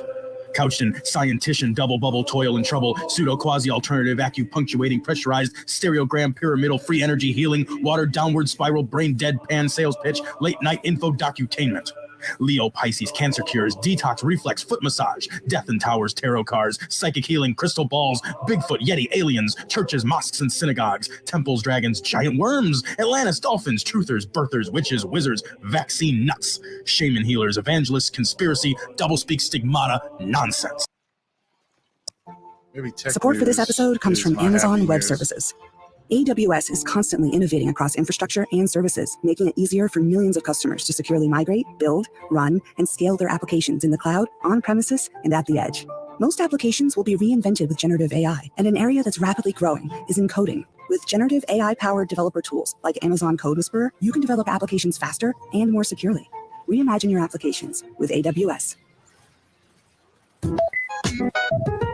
Welcome to the Vergecast, the flagship podcast of the Second Screen Experience. I'm your friend David Pierce, and this is the first episode in a new mini-series we're doing about connectivity. But I don't mean connectivity in the 5G will change everything sense, or the let's test some Wi-Fi speeds sense either. Those are fine, but that's not what we're talking about. For the next 4 Mondays, we're going to talk about how we connect online, how we connect to each other, how we connect to the stuff that we care about, how we make connections that are private and personal and safe and make sense. It's a big digital universe out there, and connecting all of it and us is hard but important work. For our first episode, we're going to talk about content. Obviously, the internet completely changed the way that we watch, listen, read, and everything else. I mean, really, it wasn't that long ago that the only way to access something was to get in your car and go to a store and buy it. Now the whole universe of content is available from your phone. You don't even have to get up off the couch. But that has its own set of challenges. We're all signed up for 1 million increasingly expensive subscriptions. We spend way too much time scrolling through streaming services instead of actually watching the content on them. You're stuck upgrading your TV, your phone, your everything every couple of years just to keep up with it all. I'm pretty sure making you go to Blockbuster and Sam Goody back in the day was not the perfect solution, but I'm not sure this is either.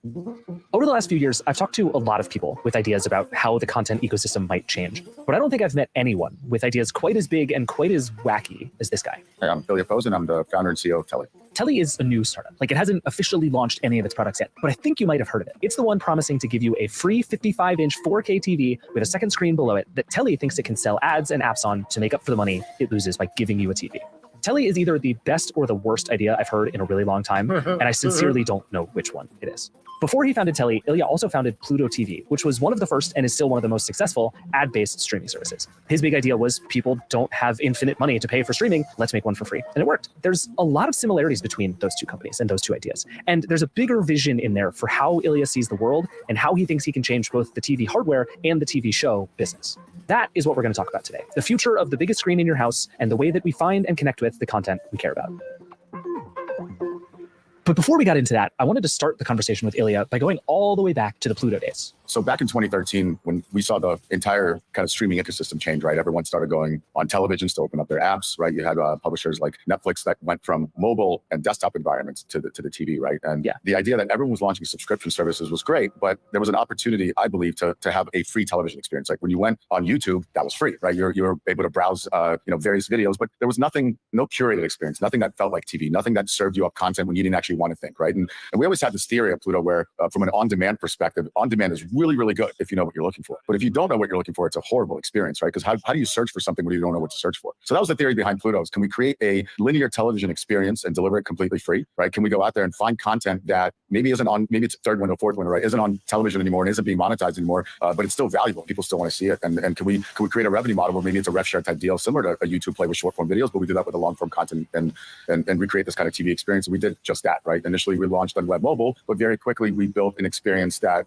on television, we quickly became the #1 free app on platforms like Roku and Amazon Fire TV and so forth. So is that two separate insights? The idea that there is a way to do this without charging a subscription fee and people need something that isn't quite linear TV, but also isn't quite on demand. Is that two separate things that you built the company on, or is there an overlap of that Venn diagram? There was two separate things, but they kind of converged, right? So the idea that cable companies were double dipping, where you were paying for a cable subscription fee and then you were watching content with advertising. I mean, that to me was always one of those kind of mind-boggling instances that was ripe for disruption. We proved that at Pluto, right? Where we said you can run a very sustainable business on just one of those monetization streams alone, right? On just advertising. And if you look at Pluto today, fast forward, 10 years, it's done over $1 billion in ad revenue alone with, 80 million plus consumers, right? So, and then the other was the curated linear TV experience where, my original idea with Pluto was actually with my daughter sitting on my lap, and I was working on one monitor and I was on YouTube picking out, kids videos on the other monitor. She was 2 years old at that time, and I just learned how to change diapers, and I didn't know anything about kids content. I didn't know what to search for. So I was like, all right, let me try to find this kind of linear TV experience with internet content, and it didn't exist, right? That was the original hypothesis. So I built a prototype, I put it out there, and within drove some users to it. Right away, we saw like 36 or 40-minute session durations, and at that point, YouTube was getting 3.5-minute sessions, right? So we knew that this curated experience worked, and I said, okay, well, we were living in this era of cord cutting. Everyone's cutting the cord, the writing's on the wall, right?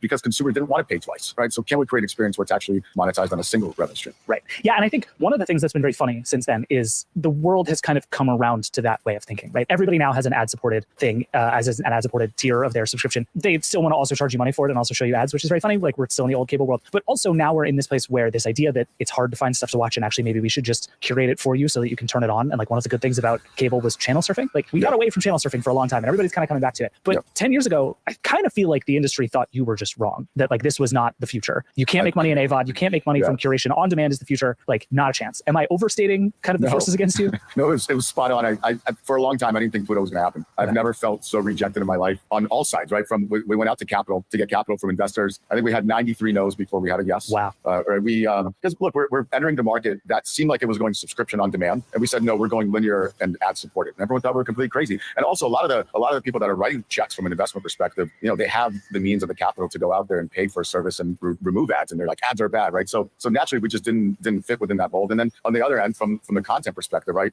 As you mentioned, all the content owners now, all the media companies have ad supported tiers. But back then we went to them to get content, and they also laughed us out of them. Like, no, we're licensing our content. There's no way we're giving to you on a rev share basis, and ad supported, forget it. We're going subscription. So they thought we were crazy too. What was the point it started to turn? Like, do you remember like a thing happening where you were like, okay, we were not wrong about this? Yeah, I mean, so the data was there from the get-go, right? Where consumers showed us that they actually loved this curated linear experience, and we were doing this with like 2-3 minute videos from YouTube at that point, right? We're just short form content, but when we stitched it together into a long form experience, it worked, and people loved the whole channel surfing idea. They loved the curation. They loved not thinking, and we even went out of our way to remove the ability to like restart a show. If you came in at 8:08 p.m. to Pluto, you watched the same thing at the same time as everyone else, even if it was like 4 minutes into an existing clip, right? And we brought that kind of nostalgic thing back, and it worked from a consumer side. But then I remember, I think it was Lionsgate that gave us a chance, right? And said, all right, let's give you some older content. We're not monetizing it currently. Let's put it up there. We'll do a rev share deal, and let's see what happens, right? And we started writing a bigger check. And then the bigger check we wrote, right, the better the content they gave us. The better the content they gave us, the more people watched. And we started getting into this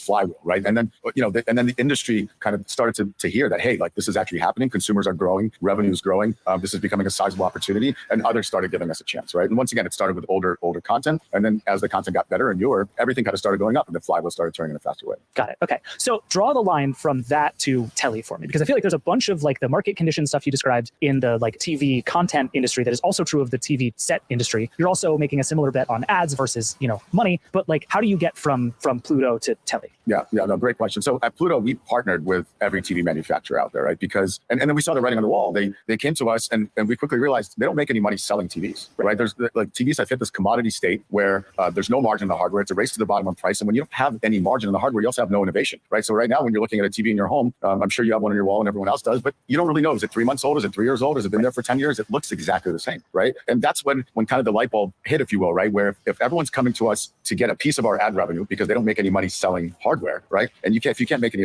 money selling hardware, why fight for that tiny margin anyway? Why not build a product in a way that you can give away and quickly take the market like we did with Pluto? So wait, so just hang on, explain that part out really fast, because if I'm understanding you correctly, basically when you're at Pluto, you're building an app for all these TV operating systems and such. But part of the appeal of working with Pluto is that the TV manufacturers can figure out how to get a cut of your rev share, and that's the only way they're making any money. And I actually feel like I pause on this because I think this is a part of the TV business people don't understand, that like there's money in outrageously expensive like 100-inch Samsung televisions a little, but this like TCL behind me, like TCL's not making any money that's interesting to anybody on here. They're all making money on like the weird spyware stuff that they put on, and they're all making money on the ads that they show you, right? Like that is what the business has become, even for the people who make the hardware. Completely. And it's no different than the double dipping I mentioned on the cable side, right? Where right now TV makers are selling your TV, they're monetizing your data, they're selling advertising, they're getting a cut of advertising from streaming services like Pluto, and they have their own programming now, they're selling their own ads, so they're double dipping, right? So once again, if you're in a business where you're not making money on the hardware, similar to Pluto, we feel like if you could take away one of the revenue streams, you can quickly take that market. But you're absolutely right. As part of the deals with Pluto, every TV maker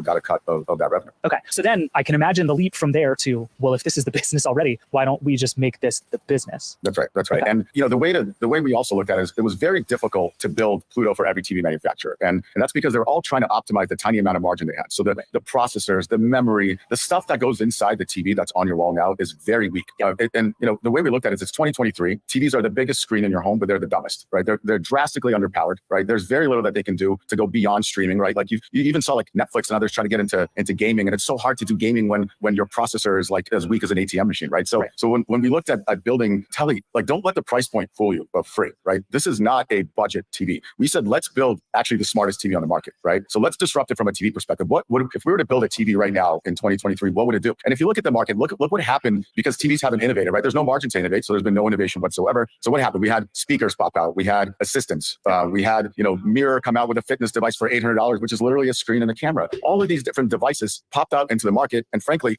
we believe that a TV should have been doing that all along, right? And if there was any room for innovation, and if TV companies were actually figuring out how to drive an actual improvement of their product rather than just making the screen thinner or making it 4K to 8K, I think they just missed the mark of what consumers actually want, right? Yeah. And if you recall when the iPhone came out, it killed a bunch of other devices very quickly. There used to be cameras at Best Buy, those went away. Used to buy like a TomTom or a Garmin GPS, that went away, right? So like music players, portable. So the iPhone killed a bunch of devices. We expect the same thing to happen here, right? So Tele is the smartest TV on the market, right? It's got great speakers, right? You've got a camera that lets you do Zoom calling, fitness, motion, gaming, motion tracking gaming. It's got a full assistant built in, so you can say, "Hey, Tele, put on Spotify or whatever you want." You're playing music through it.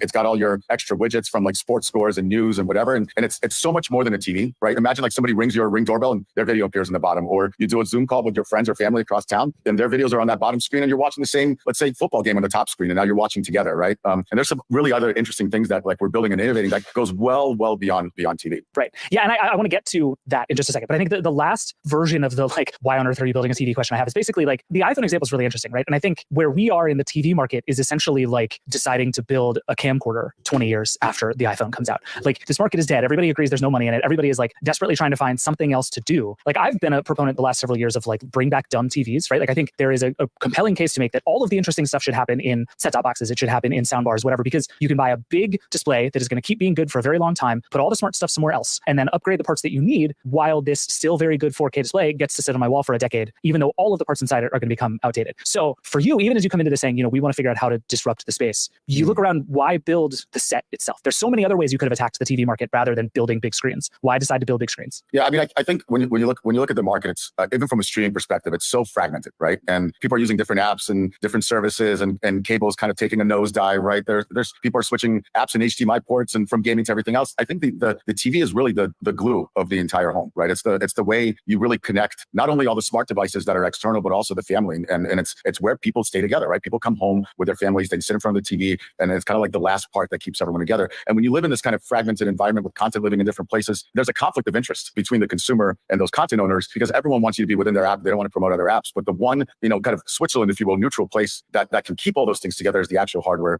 and the television, right? So I think that's where we see the opportunity is we can build a content recommendation engine that is agnostic of what services you're subscribed to, right? We can help you find content or services that are like for you, that based on your profile, that are different than someone else's. So I think that's really the opportunity. And with so many different options for hardware and different devices and smart home and IoT kind of growing, and once again, these different services, you need something that glues together, and the hardware and the kind of TV becomes that central point. That makes total sense to me. And I think is kind of the central question of Tele for me, which I think is part of why this company is so fun, because you're either dead right that this idea that the TV should be much more than it is has only not happened because of essentially like lack of incentive and innovation, or it hasn't happened yet because you're wrong. And smartphones are going to be that thing, or glasses are going to be that thing, or like Alexa everywhere is going to be that thing. And essentially the TV's job is only going to become less and less over time. And only time will tell. But I think like for people who live in the world, it's actually one of the most interesting technology questions at the moment is like, what is the job of a television in the next decade? I think it's such a fascinating question in a way that we've never really asked before, because the job of a television has been to watch things, right? Like it was a furniture piece that you watch stuff on, and then it became smaller, and then it got flat screen, and then it got higher res. But it's fundamentally like we watch shows and movies. And what you're talking about is like a fundamentally much bigger, broader, wider, cooler vision for what a TV could be that no one has ever really all the way tried to execute before. Yeah. Why don't you think anyone has tried that, like to the full extent of what you're talking about? I think it's timing. It's product market fit. You can have the greatest idea, but release it at the wrong time and it won't work. Right? Sure. And I'm sure there's been plenty of attempts at Pluto before Pluto's time, but it's all about coming in at the right time when different parts of the market are kind of ripe for disruption. And in my view, that there's no better time to disrupt a category when it hits that commodity state, when there's very little brand loyalty, to purchasing a TV. When a consumer walks into Costco and there's 8 55-inch TVs in front of them, and they're all good, they're all the same specs, and they look at what's on sale and that's what they buy, and that's when something really has an opportunity to be disrupted, right? And I think that timing is there. I think broadband connections are now obviously a normal state. Yep. I think it took time for that to happen, and I think because we live in this kind of cord cutting, a different app ecosystem, fragmented world with a bunch of different devices popping up, it's becoming very difficult from a consumer perspective to know what to get, to know what to what to subscribe to. Where's my favorite show here? Should I get this assistant or that assistant? I need a speaker. I need this. I need that. It needs something to glue it all together. At the end of the day, as I said earlier, the TV has the perfect perfect opportunity to do it because it is the biggest screen in the home. It's what keeps the family together. Of course, we've got our iPhones and they're more than capable of doing what our TVs do, but it's a single use experience with one consumer. No one's gathering around their iPhone, right? So I think the TV is more. It makes a pretty good pitch. Hey, Wad Squad, it's me, Juanita Tolliver. We're doing something a little different today to turn our focus to the Supreme Court, our favorite democratic institution, which we know is crumbling by the minute. The court started its session last week, and if you're anything like us, that probably made you feel a little nervous about what's ahead. Fortunately, our friends over at Strict Scrutiny are here to help make sense of it all. They kicked off their 5th season with an in-depth explainer, which we're excited to share with you all today. You'll hear from host and constitutional law professors Melissa Murray, Kate Shaw, and Leah Littman. And believe me when I say this, they are the experts we need to make Supreme Court news just a little less scary. And if you like this episode, new episodes of Strict Scrutiny drop every week wherever you get your podcasts. Mr. Chief Justice, may it please the court. It's an old joke, but when a man argues against two beautiful ladies like this, they're going to have the last word. She spoke, not elegantly, but with unmistakable clarity. She said, I ask no favor for my sex. All I ask of our brethren is that they take their feet off our necks.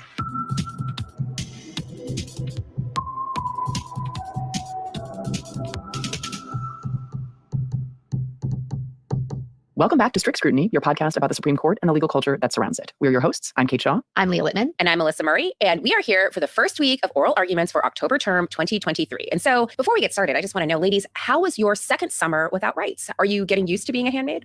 Turns out I like having rights, and so it was not the best. Leah? Yeah, I kind of echo Kate. And the world just feels very different now. Like some guy named Travis Kelce has like the #1 podcast in the country, and Republicans are like coming after Taylor Swift. And I just don't know exactly like what is happening. At least the MAGA ones are. And it's an odd world. It's an odd world. So you didn't find that Barbie and Renaissance and Taylor helped make up for the lack of rights? Like just buying all the friendship bracelets and all the silver clothes, like made up for not having any rights? They did their part. They're all amazing. And yeah, it turns out there's only so far they can go. Yeah. There's no substitute for constitutional rights.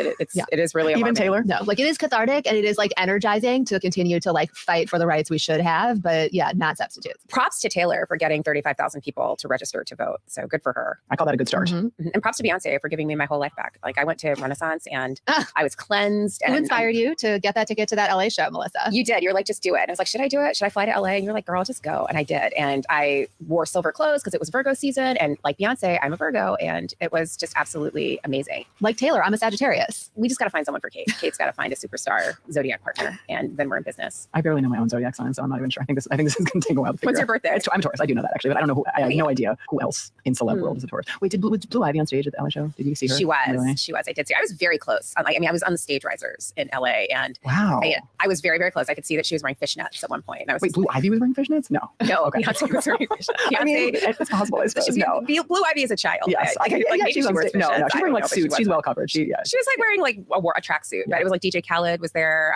It was great. It was great. Wow. I saw lots of celebrities in the audience. And FYI, Meghan Markle was there at the same time that I was. And if I had known that the other was in the stadium, I would have left the stage risers and I would have found her and we would have become Carly friends. Kloss was at the stadium while I was there. I really feel like we had just like parallel experiences. We really did. So we did find ways to source some joy this summer. Internally. That was kind of external. And internally. We brought the squish. We definitely brought the squish. Okay, so we should probably turn to business. Here is the rundown for today's show. We are going to start with some breaking news. We will then preview the 3 cases the court is hearing this week. It's a pretty light week in terms of just the sheer number of cases the court is hearing, but all of them are kind of a big deal. And so we're actually really glad to have some time for them. And we will then, at the end of the show, turn to some court culture. And since it's the start of another season, we thought we'd just explain, for those of you who are new to the pod, welcome. We thought we'd explain how we work while the court is hearing cases. So during the court's term, our weekly episodes will preview cases that are going to be argued in a given week. And we may also recap oral arguments in cases that were argued the previous week. So we have a kind of rhythm: preview, recap. And then for episodes that air in between the court's monthly sittings, we cover other things related to the court and court culture, like, for example, whatever latest insanity regarding the justice's ethical lapses that ProPublica has uncovered. Or we might take a deep dive into some things that are on the court's docket, or we might even delve into another court's docket. And yes, that is a Fifth Circuit subtweet. So this episode airs on Monday, but tomorrow is October 3rd, which is Aaron Samuels Day. So happy early Aaron Samuels Day to those who celebrate. Find someone cute, ask them what the date is. What is Aaron Samuels Day? Don't Mean Girls. girls. On October 3rd, he asked me what day it was. And I said, it's October 3rd. I've forgotten about that. I love when you remind me of these things. Well, first, let's do some breaking news because we have what counts as good news out of the court. This broke last week, and that was the court's refusal to bless Alabama's defiance of the court's June 2023 opinion in Allen versus Milligan. So listeners will remember, Allen was the case that held that Alabama violated the Voting Rights Act by drawing a racially gerrymandered map and that it needed to draw a map with a second majority black district. Alabama, of course, stayed on its BS. It drew another map, but it still did not include the required second majority minority district. That map was also challenged. Predictably, Alabama lost, and Alabama then went running to the Supreme Court asking for another bite at the apple, and the court denied Alabama's stay request with no noted dissents. To be very clear, none of this changes the fact that Alabama continues to be truly outrageous in its efforts to dilute the voting power of Black Alabamians, who make up about 27% of the state's population. Nor should the court get any cookies for doing the right thing here. Like, the court's institutional self-interest and legitimacy just happen to align with the interest in democracy and the rule of law. So it's great when you have that interest convergence, but I'm never going to forget that the court allowed this stupid map to go into effect in the first place back in February of 2022. Nor am I going to forget that this was literally the least that they could do. But I will take this as a win for both the rule of law and what it means for Alabama and for other states who are going to have to use genuinely representative legislative maps going forward. So huge sigh of relief. You did note there were no noted dissents, which makes me wonder whether someone needs to do a wellness check on Sam and or Clarence. Like, check the RV first. I was actually like, maybe this is one of these things where very occasionally you get, not at the Supreme Court really, but in lower courts, a dissent that follows after the issuance of, either the order or the opinion. This is something that normal one having Supreme Court Justice Rebecca Bradley has done, right? Follow up with a dissent a couple of days later as she, polishes her prose. So I was like, maybe they're just, working on their dissent and the order came up. But Thomas was the one who referred the request to the court. So no, they just decided to hold their fire. So what's the theory? Melissa used to check the RV. What, like they're being held hostage in there? Maybe they're just chilling out, like getting ready for the term, just relaxing, doing some masks, They could get exercised about this, but why get exercised about this when you could get prepped to take down the administrative state? Exactly. I mean, exactly. But the entire episode drives home, at least for me, how Brett Kavanaugh has the tact or skill of a large mammal whose head and brain are like quite small because, I don't know, like the horses, the patriarchy is all about. Because, remember his like totally weird cab currents in Allen, which is partially how we got here with Alabama once again trying to defy the court and picking up the cues he left them. And it seemed to me in hindsight, like Brett was trying to pull a chief justice from, say, June Medical or NFIB versus Sebelius or Northwest Austin Municipal District or other cases where the chief justice planted some seed that could be used later on to move the law in the way he wanted to and escape public notice while making the law bend toward conservative aims. But unlike the chief who Coach Kavanaugh fanboys over, like Brett just doesn't have the brain power and skill to pull it off. So he did it in a really ham-handed way and didn't mean for Alabama to try to do so, like literally in this case.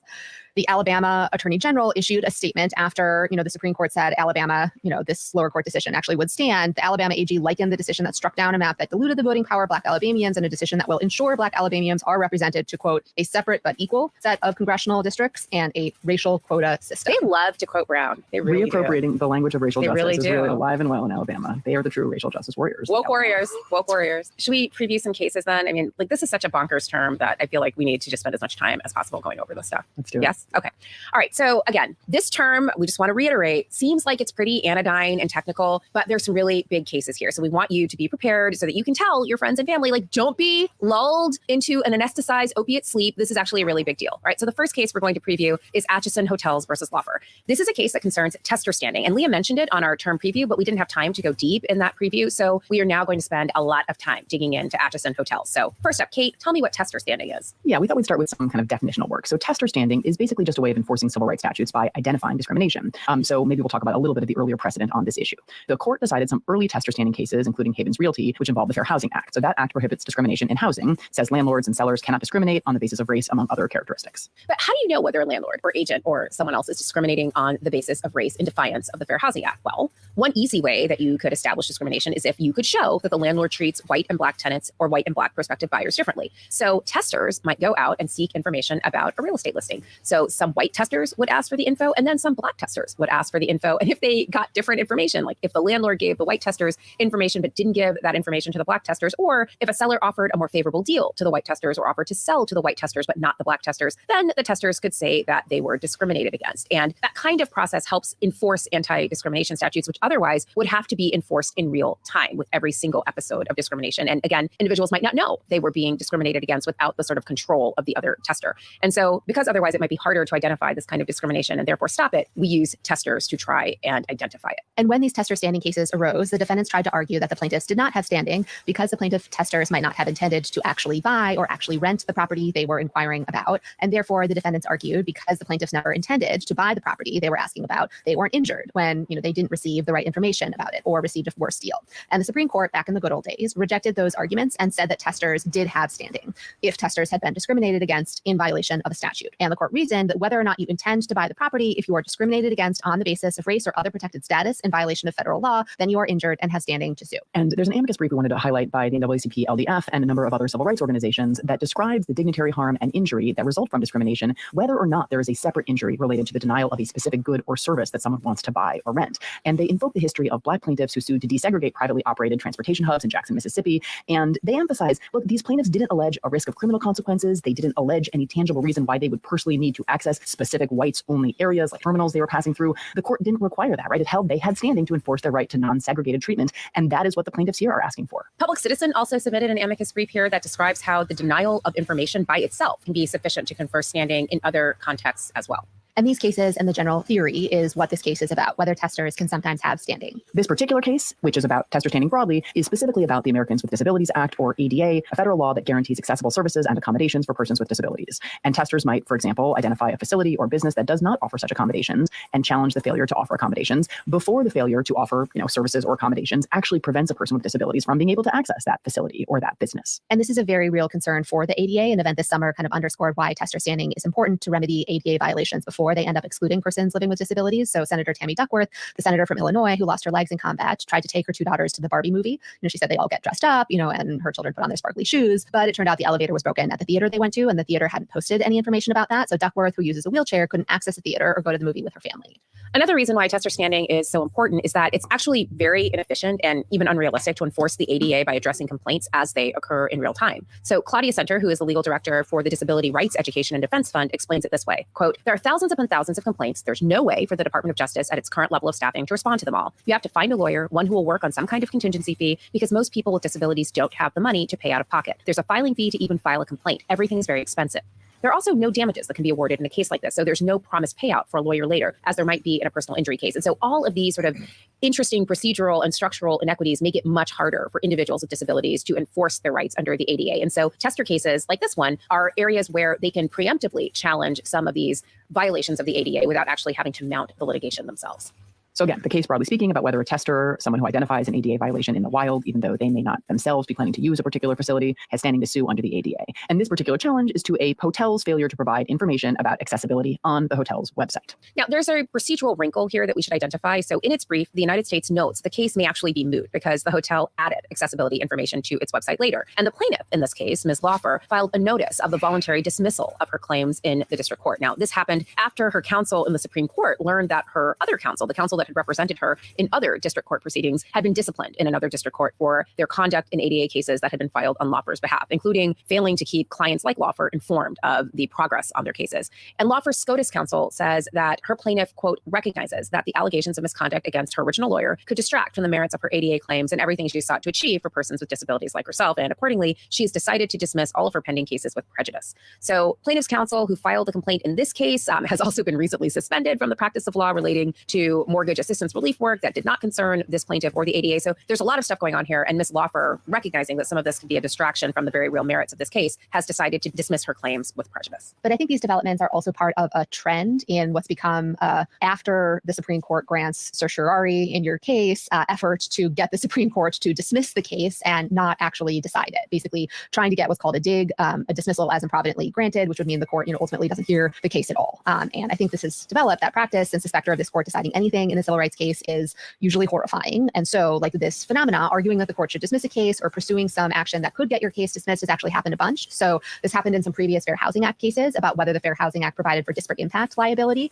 Disparate impact liability is just like when a policy results in disadvantages or discrimination on the basis of race, whether that violates federal law. So first the Supreme Court took up that issue in Wagner versus Gallagher, 2012, that settled. Then Mount Holly versus Mount Holly Garden Citizens in 2013, that also settled. And finally, the Supreme Court got a case out of a Republican-controlled state, that wouldn't settle, and they decided the issue in Texas Department of Housing and Community Affairs versus Inclusive Community Affairs Project. And that wasn't the only example. Like the post-grant effort to get a dig also happened in one of the precursors to the Fair Share Public Sector Union cases, Janus. That was in the case of Knox. So after the Supreme Court granted cert in Knox, the union sent a notice offering a refund of fair share fees to people who objected to them. It also happened in a previous gun case, that the court was going to decide before Brune, also captioned NYSERPA. There, the city repealed its gun licensing scheme and the state, enacted a law after the court granted cert. And before that, there was Fisher versus University of Texas, an earlier affirmative action case where there were reports that Texas had actually offered to refund the application fees paid by the applicant who sued to challenge the school's affirmative action program. So yeah, this just seems to be part of the pattern now. So those efforts, there's a lot of precedent for, not always successful. So we will see if the court decides to take that off ramp or actually get to the merits of the case. If the case does get to the merits, the defendant in this case, so actually the petitioner, the one asking the Supreme Court to take the case, actually isn't totally asking the court to jettison tester standing in its entirety, which I think wasn't totally clear going into this case, but having looked at the briefs is now clear.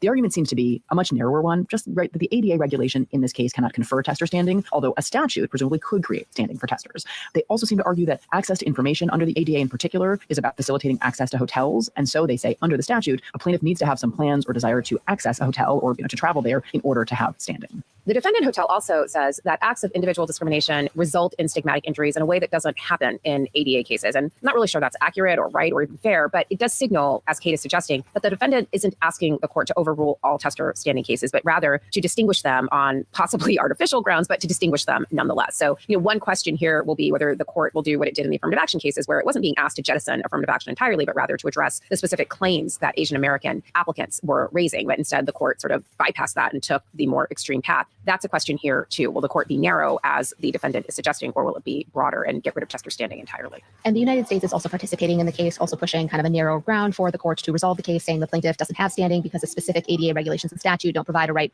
to information for people who don't seek to use a hotel's reservation service. And the reason why these are narrower arguments is that they just turn on the meaning of a statute and regulation and maintain that this particular statute or regulation does not allow testers to sue without resolving whether testers could ever sue consistent with, the U.S. Constitution.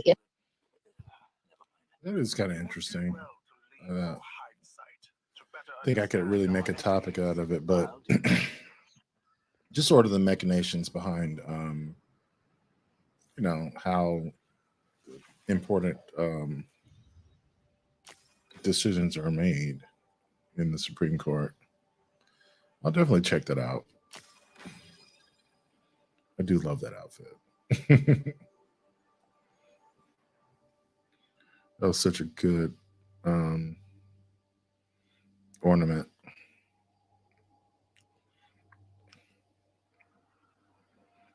Mine looks kind of crazy.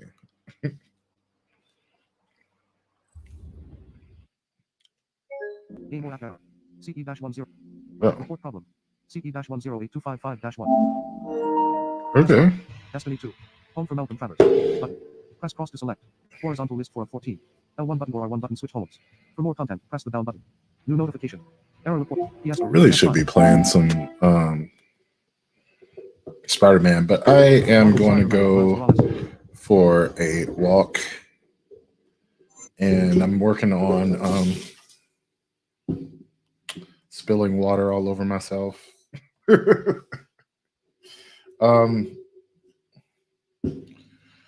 Working on next week's podcast. Yeah, I got to get that worked out. But yeah, join me for the M3 Live broadcast coming up this Wednesday at 7 p.m. I'm going to have our regular panel, and I usually choose topics that are, make for good conversation about, what our experiences taught us as the best or most efficient way of going about things. I guess the morality of interpersonal relationships, right? So, yeah, catch that. And thank you for watching M3 Gaming.